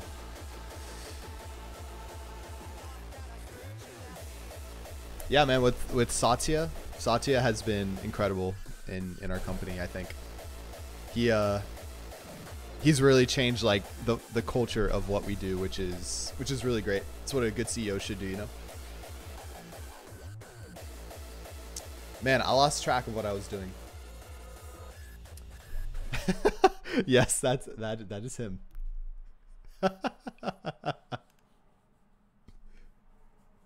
There we go, Papa Satya. And Daddy Bill.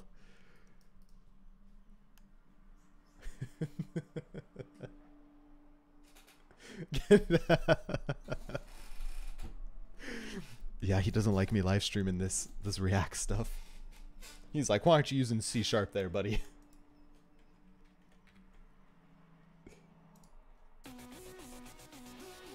Oh, Jesus. Of course.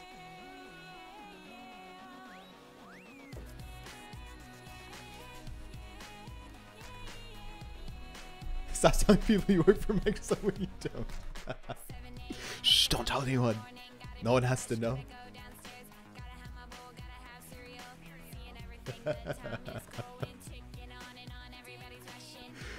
Alright, I'm trying to... I can't remember what I was doing. Oh, shit. Okay. So, swipe action component. We do this thing. We click that thing. That thing happens. And then we need to start deleting this song.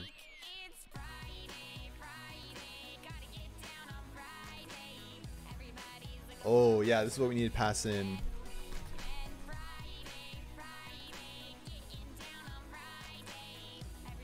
Pretty much. Run song delete. This fucking song, man.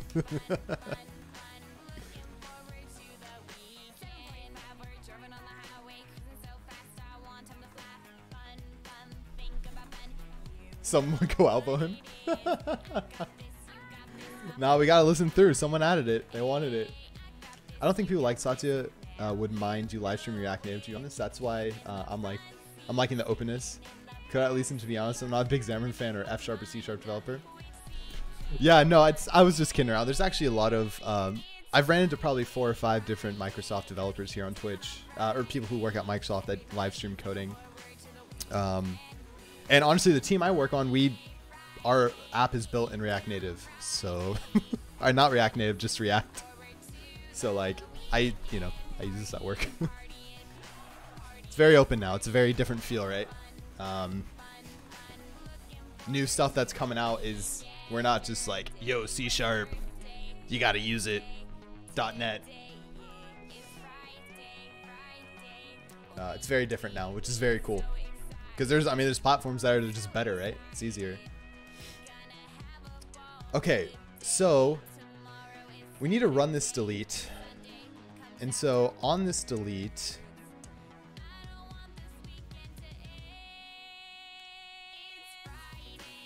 we can run the delete, but the problem is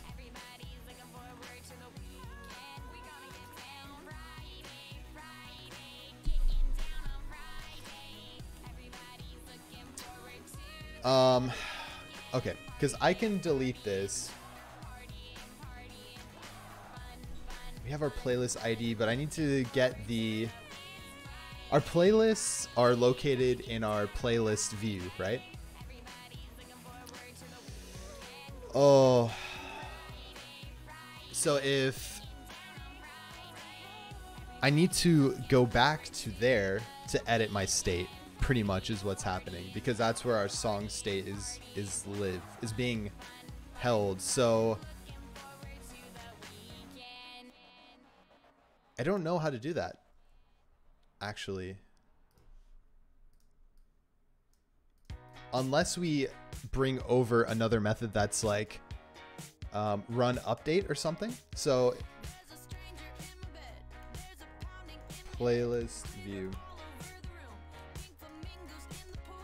Oh man, I haven't heard this song in a long time. Vue.js greater than React? Oh yeah? I don't think React is underrated. Use state hook? Yeah, but this isn't a completely other component, Royce. How can I get access to that? I can just, I can just pass in this thing. Set playlist, right? You can pass set songs. Yeah, okay, yeah. Because what I changed the other day is now our playlist, because this is what it's going to look like, right? Each playlist has a set of mock songs in it. So now we have our ID, our name, our songs, which has mock songs. So at that point, what we'll do... Yeah. So at that point, we'll go ahead and pass in the set playlist. Delete the song, or first delete the song, find the playlist ID, delete the song, then update with set playlist.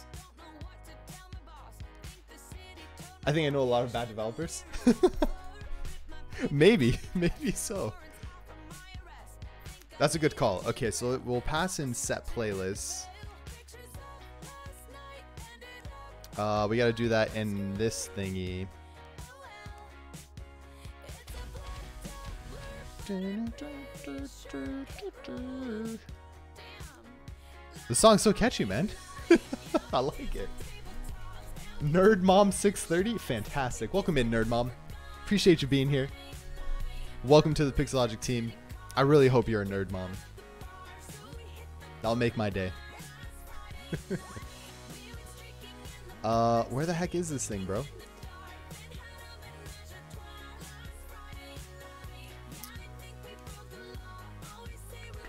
It's just on top, right? Oh, it's in... We're going to need to pass this in a couple ways. So it's going to be through card item. That's where it needs to be. So our card item actually has that. We pass the props, playlist ID, our songs, and then we're also going to need to pass in the set playlist action. And that's we're going to need to pass in here.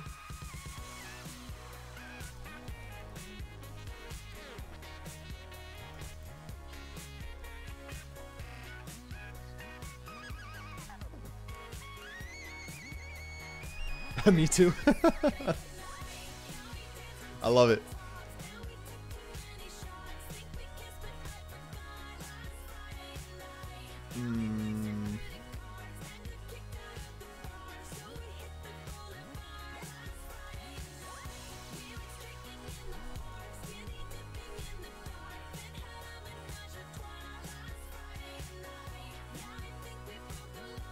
Okay, so in our card item, that's what I'm looking for here. Card item.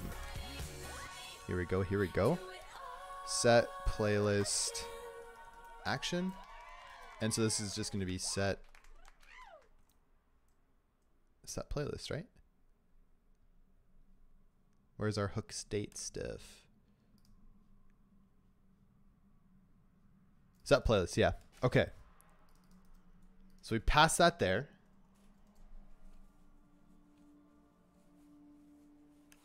So it looks like you made several functions for the playlist and passed those down to other components. Maybe it's better to restructure it that way rather than pass the hook down. So the way I did it, I think it's easier to show probably through here. Hey, how's life? I don't know. It's all right. Here we go. Dealing with some things like every human being and really didn't sleep much last night. I'm sorry. That's fine. I just think I need a little me time. Hold on. Wait for the bundle reload. Yeah, let me show you kind of the flow of how this data is going through. I feel like it's what the I think it broke.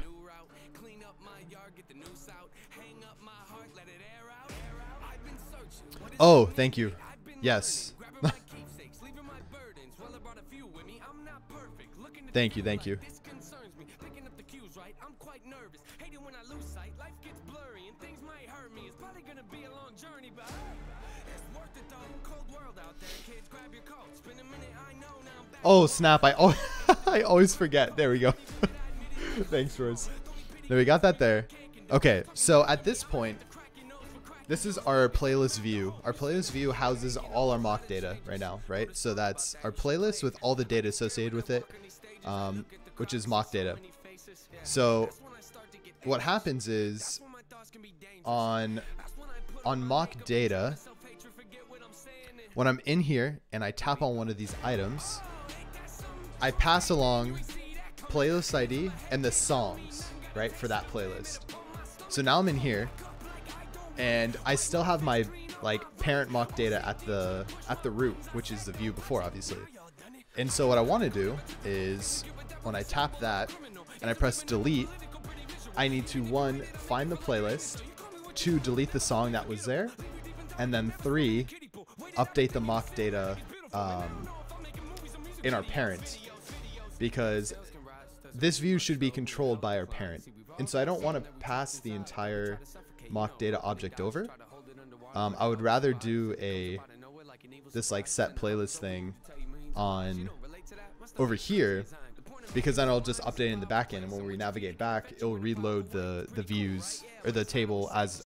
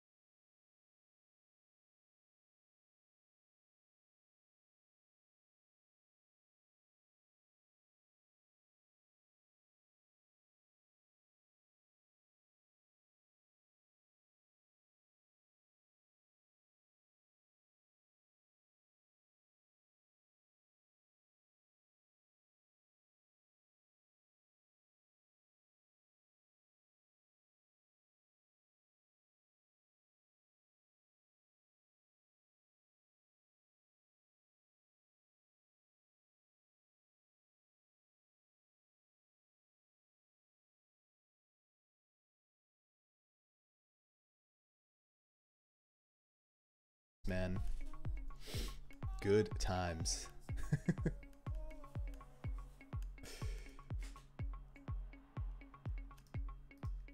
So let's do this thing here then. We're gonna go that route. I like it. So const delete song from playlist action. And this is gonna be song ID.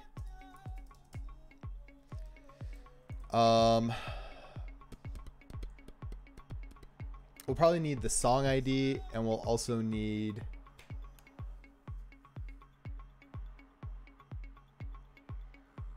the playlist ID, because we need to know which playlist we're coming from, right? Because at this point we don't know.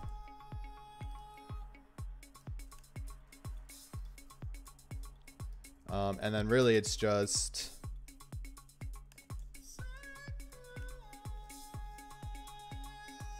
so here we're filtering out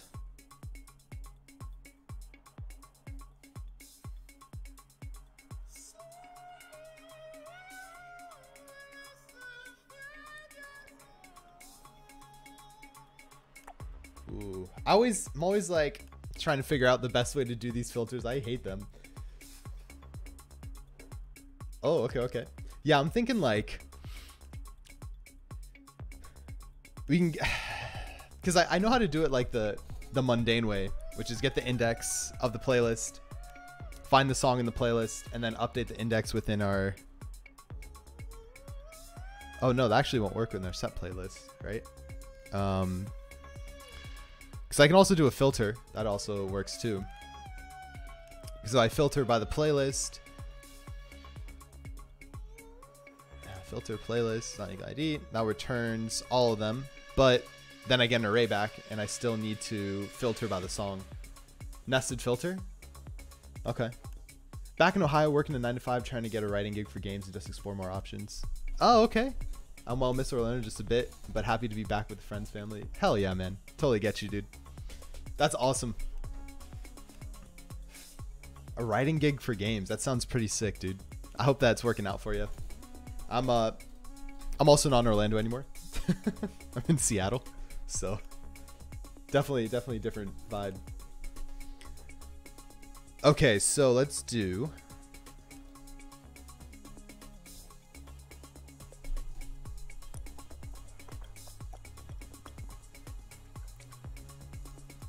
let's see if I can get this. So set playlists.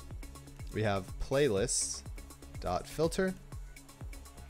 We're going to take our playlist and go here. We're going to say with the playlist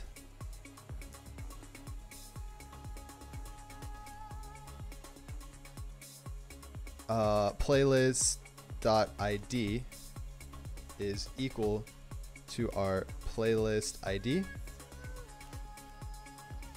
And then once we get that, we do another filter, right?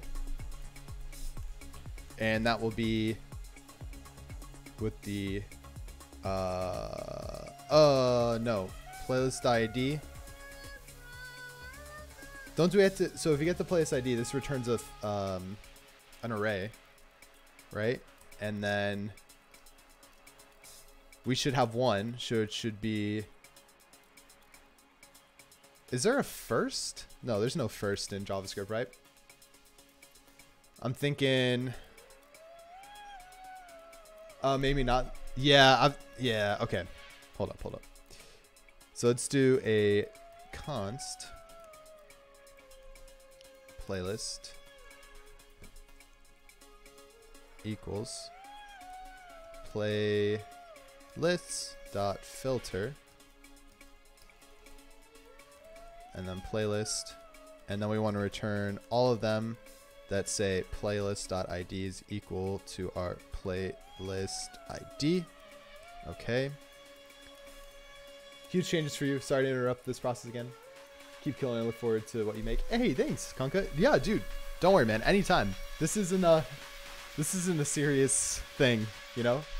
Here to hang out, talk, catch up. No, that's awesome. So playlist.filter, playlist ID equals playlist ID there. And then at this point, on our playlist, we end up filtering. Oh, so this needs to be a, well, not technically, right? We can still do a const here, but we can do playlist.songs is equal to playlist.songs.filter by song, and every song that does not equal song ID we put over there, right? And then at this point,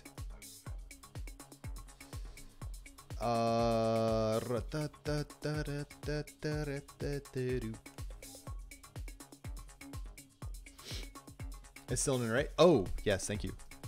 So I'm just gonna do 0 for now, but we gotta do something for this. Like, isn't there like a first or default in JavaScript or something like that? Something along those lines.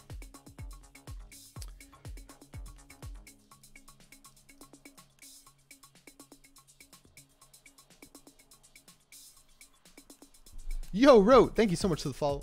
Welcome into the Pixologic team, friend. Glad to have you here. But so here's the thing. First is called Array 0. I guess so. You're right. You're right. Because we filter our playlist, right? We have the playlist that has our song. Then we go ahead and we filter our songs by song ID, and we set that as the songs array. But then we need to set this playlist.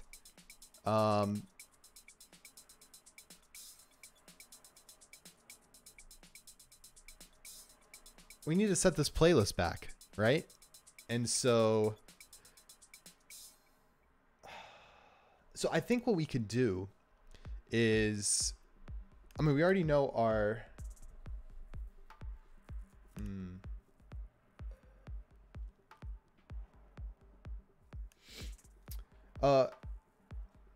Imres, what's up?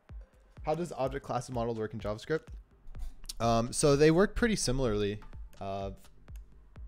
like somewhat similarly to other languages. The thing with JavaScript is it's not like type safe, meaning you don't declare your types in your classes or objects unless you're using TypeScript. So you can set whatever the heck you want for like playlists. So we have this thing here. It's literally like I define this up here, but these could literally be any value I want them to be, any type. So I think that's like the biggest gotcha there. But this is setting the, this is not changing the playlist item itself. It's just changing the contents inside of it, which I believe you can use const for. So we pretty much only use it for IntelliSense. In JavaScript? Yeah, but even IntelliSense doesn't really pick up a lot of that because it's not, like, it doesn't know what it is. It's just, it's an any, right? They all come back as an any, so it doesn't know that it's of type like blah. Maybe you should be doing a map. Yeah, that's, I was just thinking like this makes sense, but we're not able to pass it back, right? Because if we do, hold on, CDN map.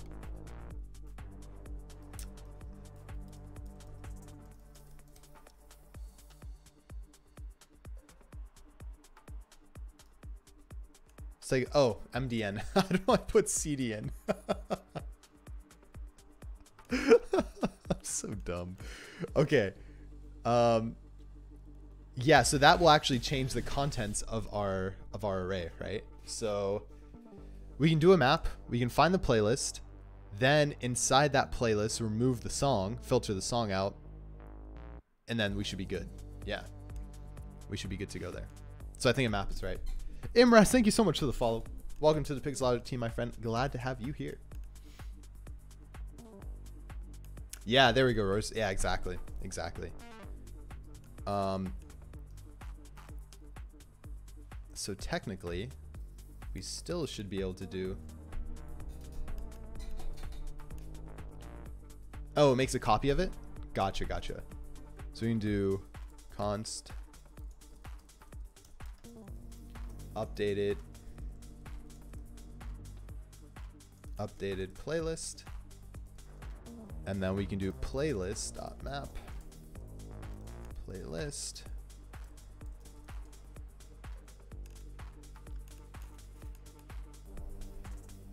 Yo, what's up, Hell4opt? Why no Xcode? No Xcode because we're using React Native, which is JavaScript. So yeah, that's why. We do use a little bit of Xcode when we have to like add some certain things to the project itself, but yeah. Yeah, no Xcode for JS wrote.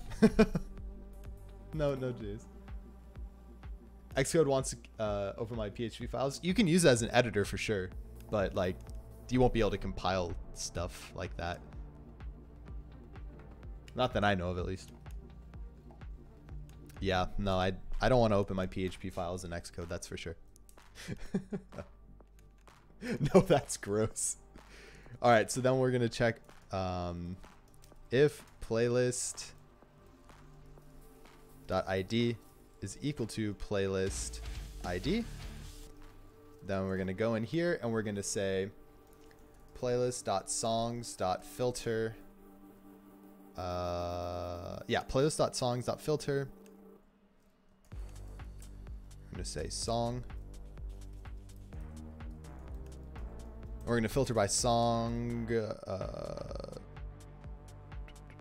Song does not equal song ID. And I think we have to return there, right? Or is there any... No, there's no returns. Okay.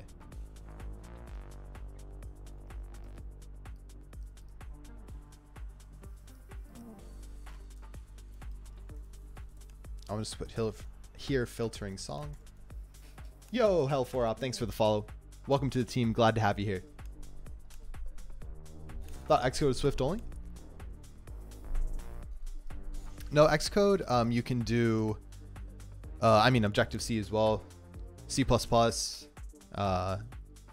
You can like edit other files that are other languages in there for sure. But I don't know how like the compilation works. Yeah, no. So we're good here. So once we get this, playlist on map, again, we take our playlist. If our playlist ID is equal to the playlist ID we're trying to remove, we're going to filter by the songs. So filtering the songs for every song that is not equal to the song ID we want to remove, then we'll go ahead, that will be filtered out. And then at this point, we should be able to do set playlist with our updated playlist. And here we don't need a map because we've just mapped through our entire, or we don't need to spread because we mapped through our entire playlist already. And that should be good.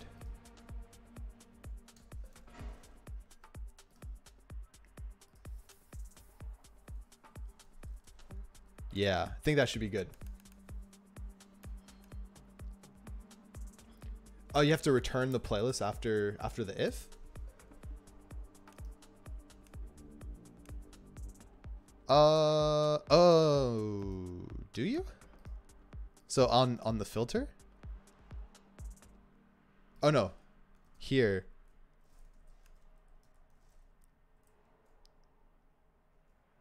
Oh, right.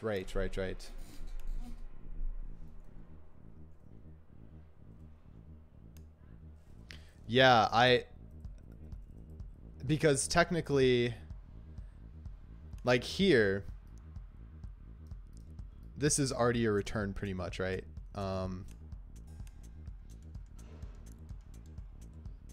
Yeah, on this map, something like this though. Yeah, we return our object. So either way, even if we're in the if or not, we're gonna wanna return playlist. Yeah, that looks about right. Cool, that's a good catch. Okay, so now we need to pass this bad boy in, which would be, where did I do set playlist? There it is. So delete song from playlist action. So your brain was right. Yeah, your brain was right. You're not that crazy. Delete song from playlist. Yeah, let's just name it the same thing.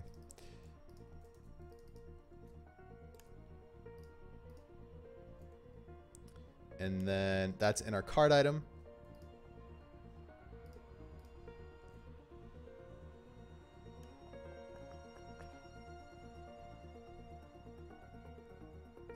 Where are you?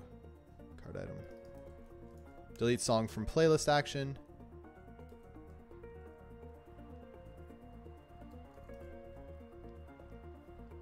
And then here, pass it in one more time into the song list view. And then at this point, confirmed, my God, confirm delete song action comes in here, does that, and then we're gonna run delete song from playlist action.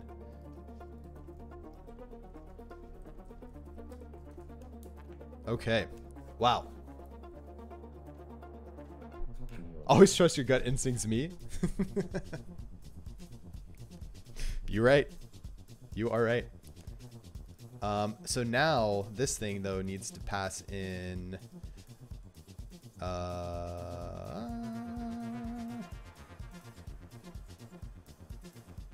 playlist ID and song ID.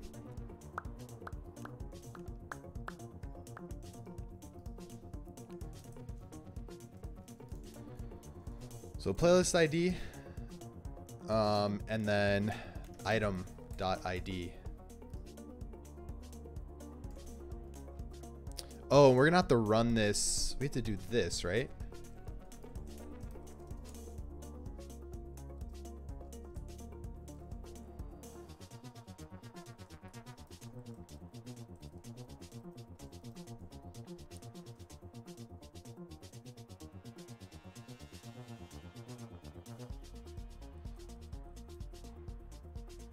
I believe we have to do something like this.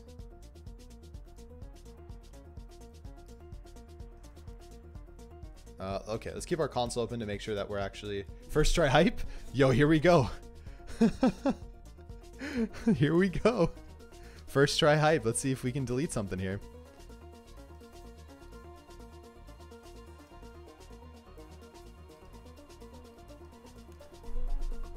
Hello? Hello? First try hype was an utter fail. Still 3 songs there. Can you do iOS app development on PC? No, you cannot. You cannot, unfortunately. Yeah, you have to run a VM. Beautiful, thank you. Thank you very much. Let's do a console.log here. Starting delete. Make sure we're at least getting there.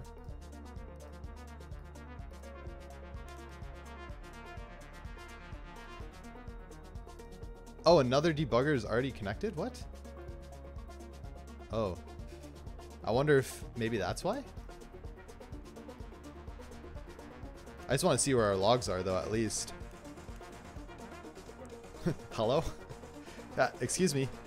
Hello? Where are you? Yeah, starting delete filtering song. Okay, so we got to filtering song. The thing is that we're not updating this view. Is this thing on? Excuse me. Why aren't you working? So the thing is that we're not updating the table, which makes sense. Since we're going to have to set state on each one of these on the song list view, it seems like. Because the only way that this is going to update is if we have a state that's running off of it, right?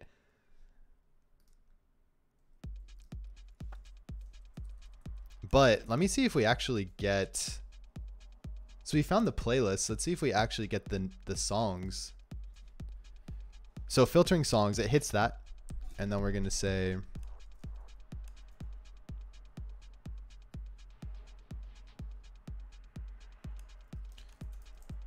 console.log song count.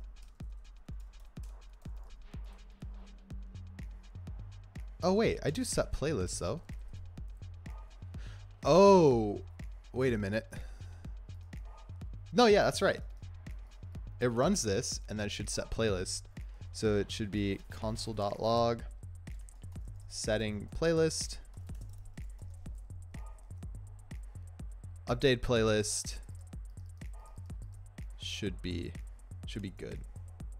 Is the filter right? Songs, filter, song. So bring back everything that does not equal the song ID.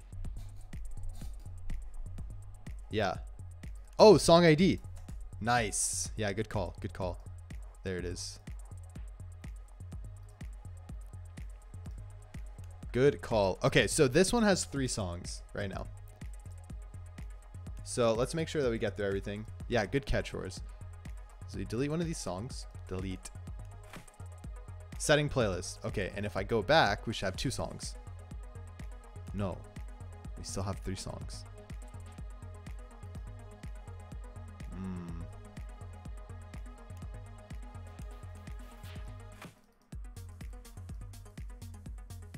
Oh, because it should re-render, right? Or I don't know. I don't think so. This should re-render when the states change. What's up, Zalona? Cool. Yeah, thank you. It would be good to see what you're passing. Yeah, I was just thinking that. So at this point, let's go ahead and just console.log setting playlist. We do console.log updated playlist. Let's see what we got. I want to see this, and then yeah, and song ID. That's a good point too. So console.log song ID.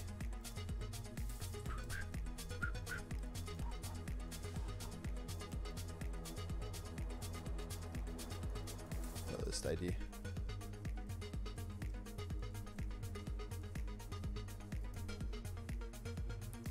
Okay, let's see it.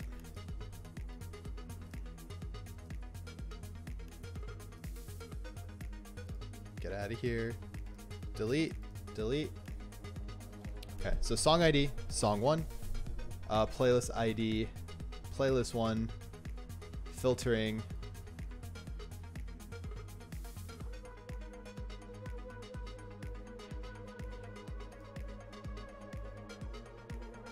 That's interesting. So playlist 1, right? So we have that here. Our song, we have song 1.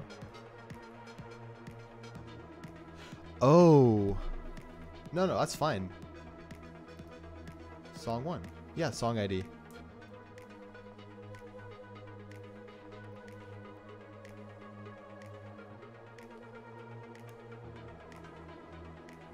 They all have 3 songs in them still. I think this is something really dumb.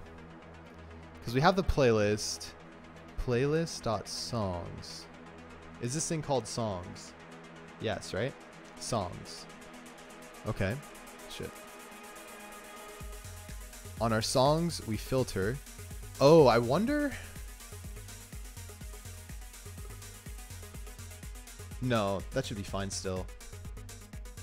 For each song within our songs, we check for the song ID. And if it does not equal the song ID passed in, then we return that.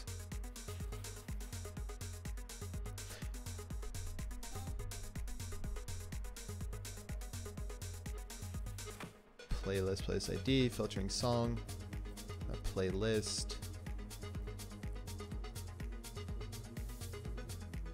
Updated playlist.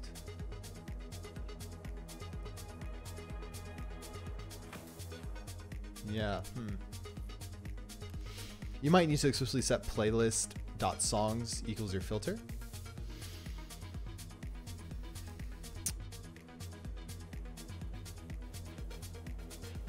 You actually are very right. I think that might be true. Let's see.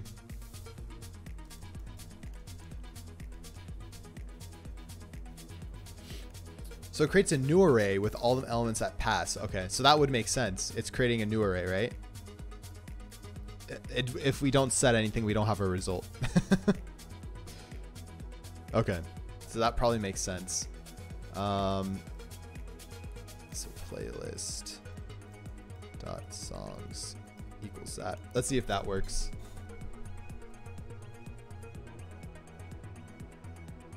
Yeah, seems like that should work, unless we have an issue assigning that.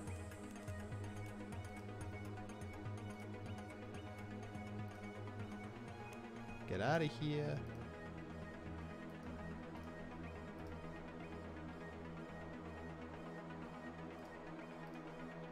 Play this one. Nice. Yeah, that worked.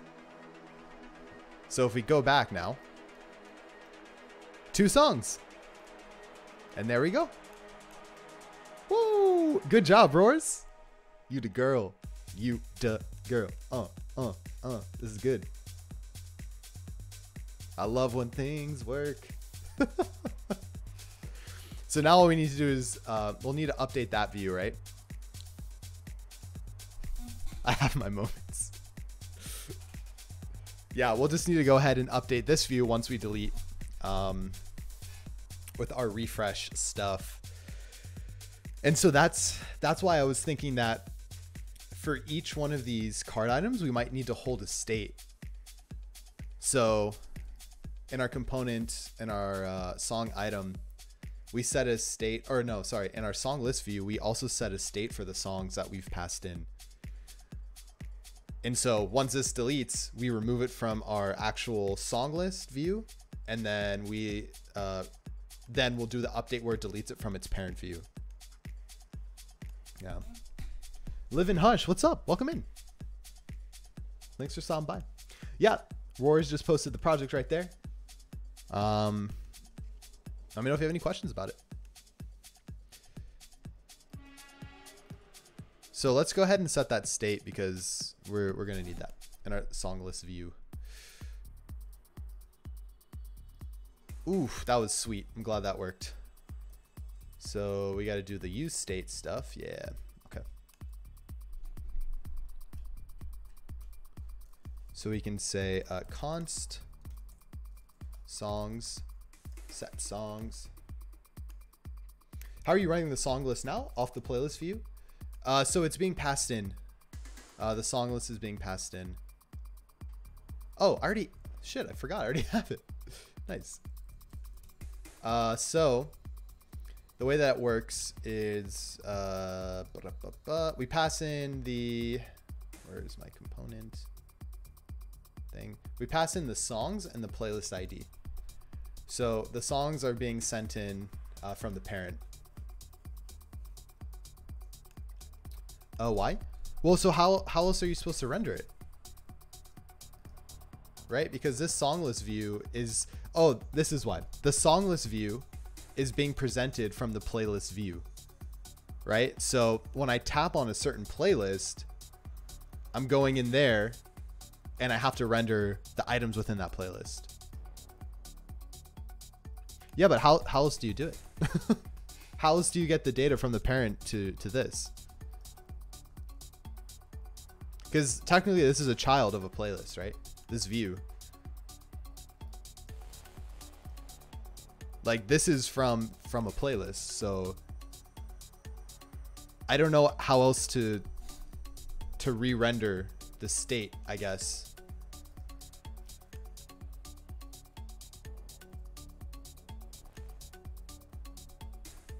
So you have playlist and you have playlist ID?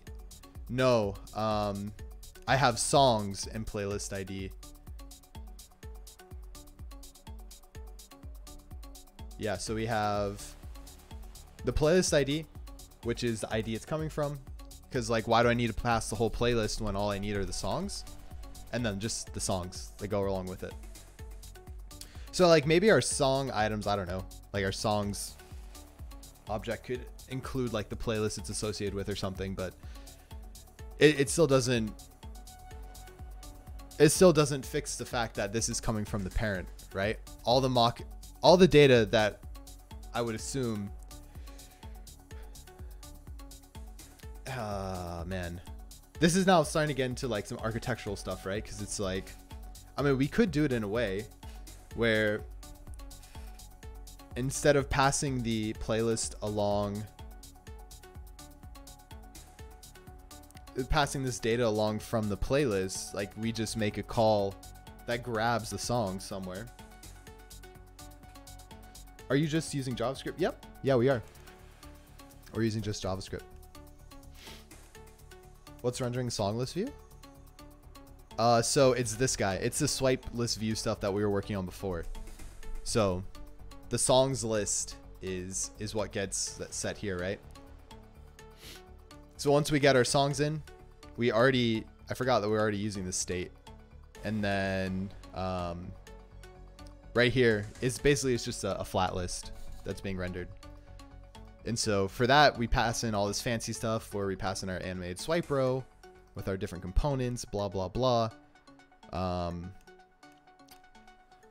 Yeah. We'll PR it later. No, but like for real, how else are you supposed to do it? How else do you get the data into this view? Like what am I missing? I don't get it. The only other thing I can think of is making a network call like when you hit this, but why would you do that?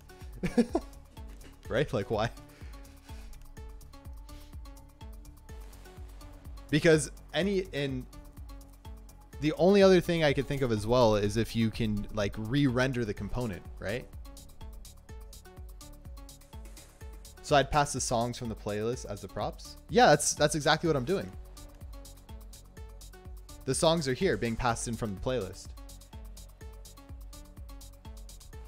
That's so cool. Thanks, Liv. Yeah, it's pretty great. You're setting it to a new state? Got it. Okay, so you're saying doing it without a state. Yeah. Oh, so you're saying that if I don't set this state, then it'll re-render on its own.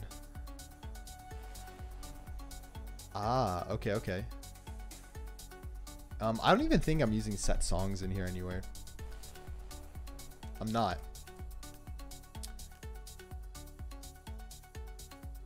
Okay. No, that's exactly what I'm trying to do.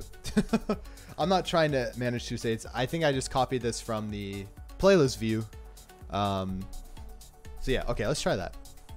Because I agree with you 100%. I was just trying to understand like how do you get the data then from there if you don't pass it in through the props like I'm doing?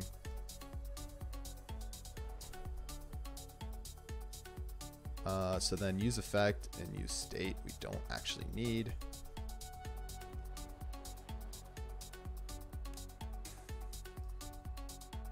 Okay, so song list.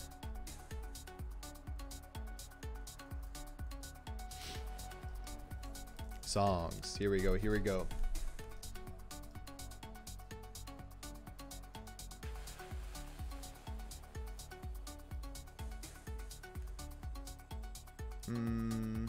So it did update, but yeah, see, it doesn't actually re-render. Hello? I'm curious, are you using a bunch of JavaScript files? Yeah, here's our entire project right here. There's a lot of JavaScript files in here. There are a lot. Yeah, here's the thing. I'm thinking back to like iOS architecture, right? Like in iOS, this doesn't work this way. You would essentially have to call a delegate on this to say like, hey, dude, I just updated, and then call like a reload table. Which is why if we had a state management here, then we could delete it from that state and it would re-render on its own. Same with the other one. But it would make more sense to re-render from the parent.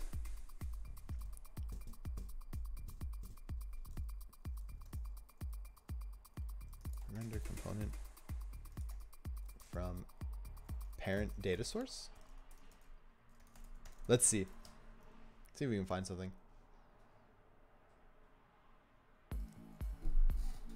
React child component not updating after parent state change. There are two issues with your code. Your child component's initial state is set from props. Oh. Passing the initial state to a component as a prop is an anti-pattern because the get initial state, in our case, the constructor method, is only called first time the component is rendered, never more, meaning that if you re-render that component passing a different value as a prop, the component will not react accordingly. But yeah, okay, we're not doing that, so we're good.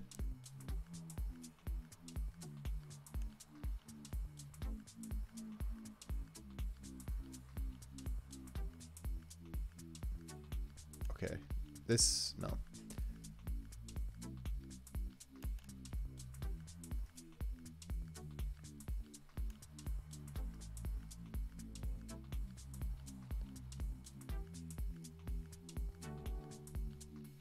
Oh.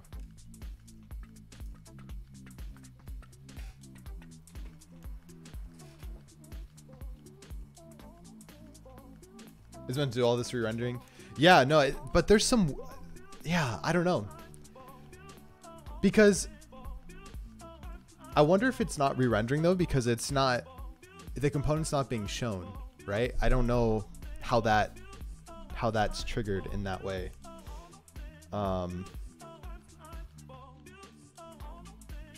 It's weird. I'm learning Python. You need to get better at Googling. Yes, you do if you're learning Python. It's a parent state. Hmm.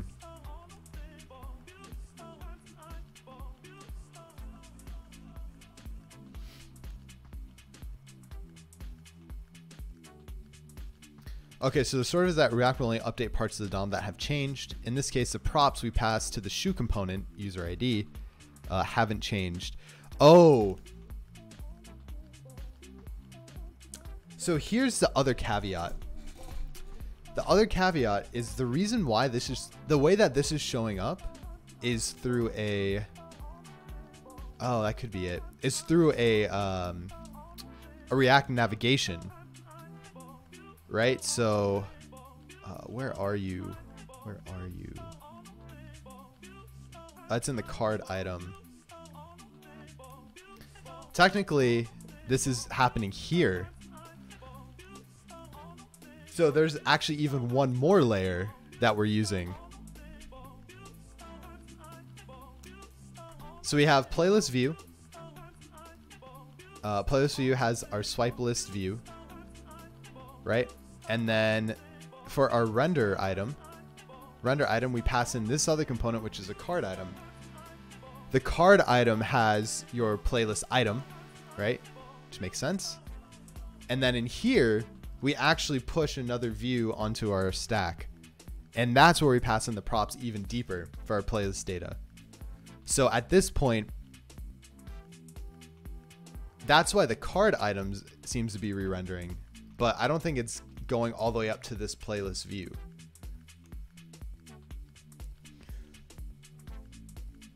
Yeah. Yeah, I don't know how. Maybe we should look React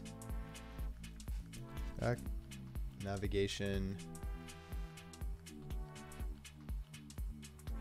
Force re-render? Curious.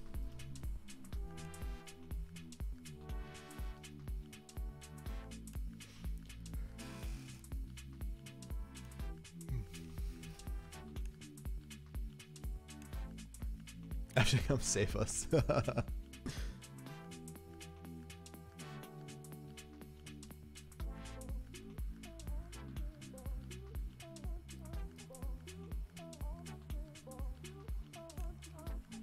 Yeah, there's we're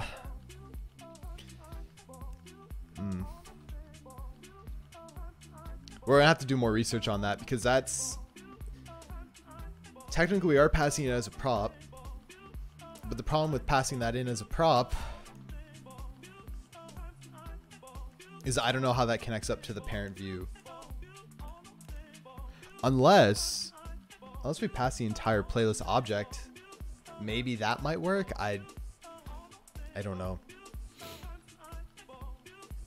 Because, you know, it's kind of like one of those things where it's not changing the entire playlist object. It's just changing an item within that object. And I've seen sometimes that doesn't actually trigger a full refresh. So,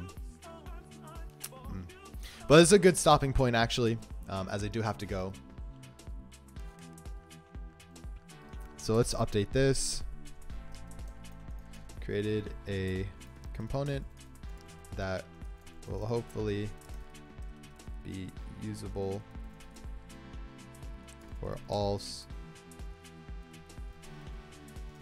animated swipe cell actions. Stuck on an issue where deleting a song from the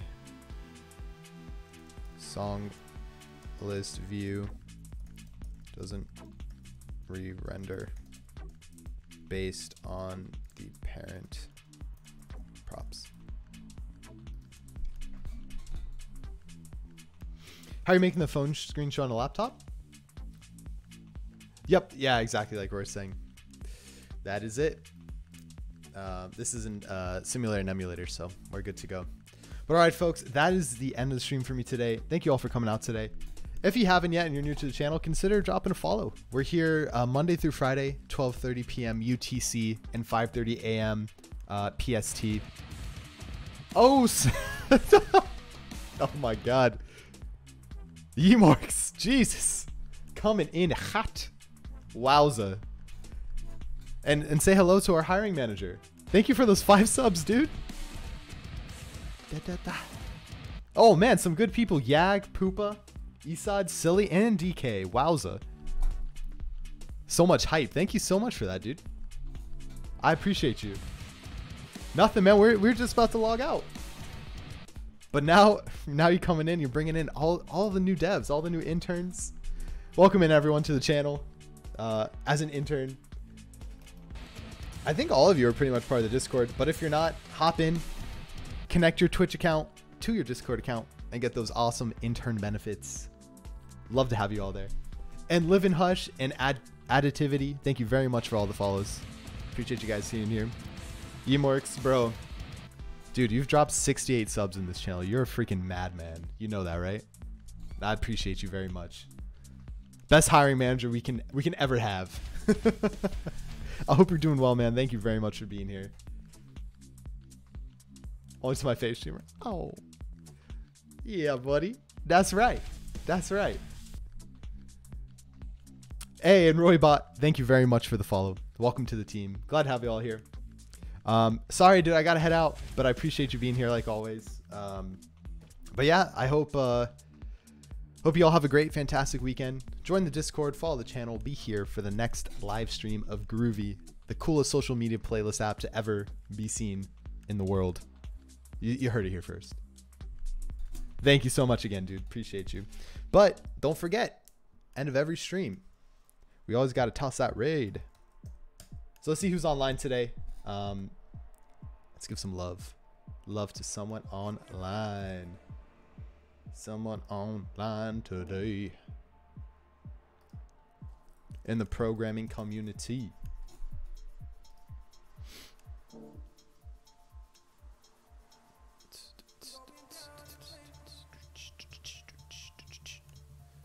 Oh, I see some mobile.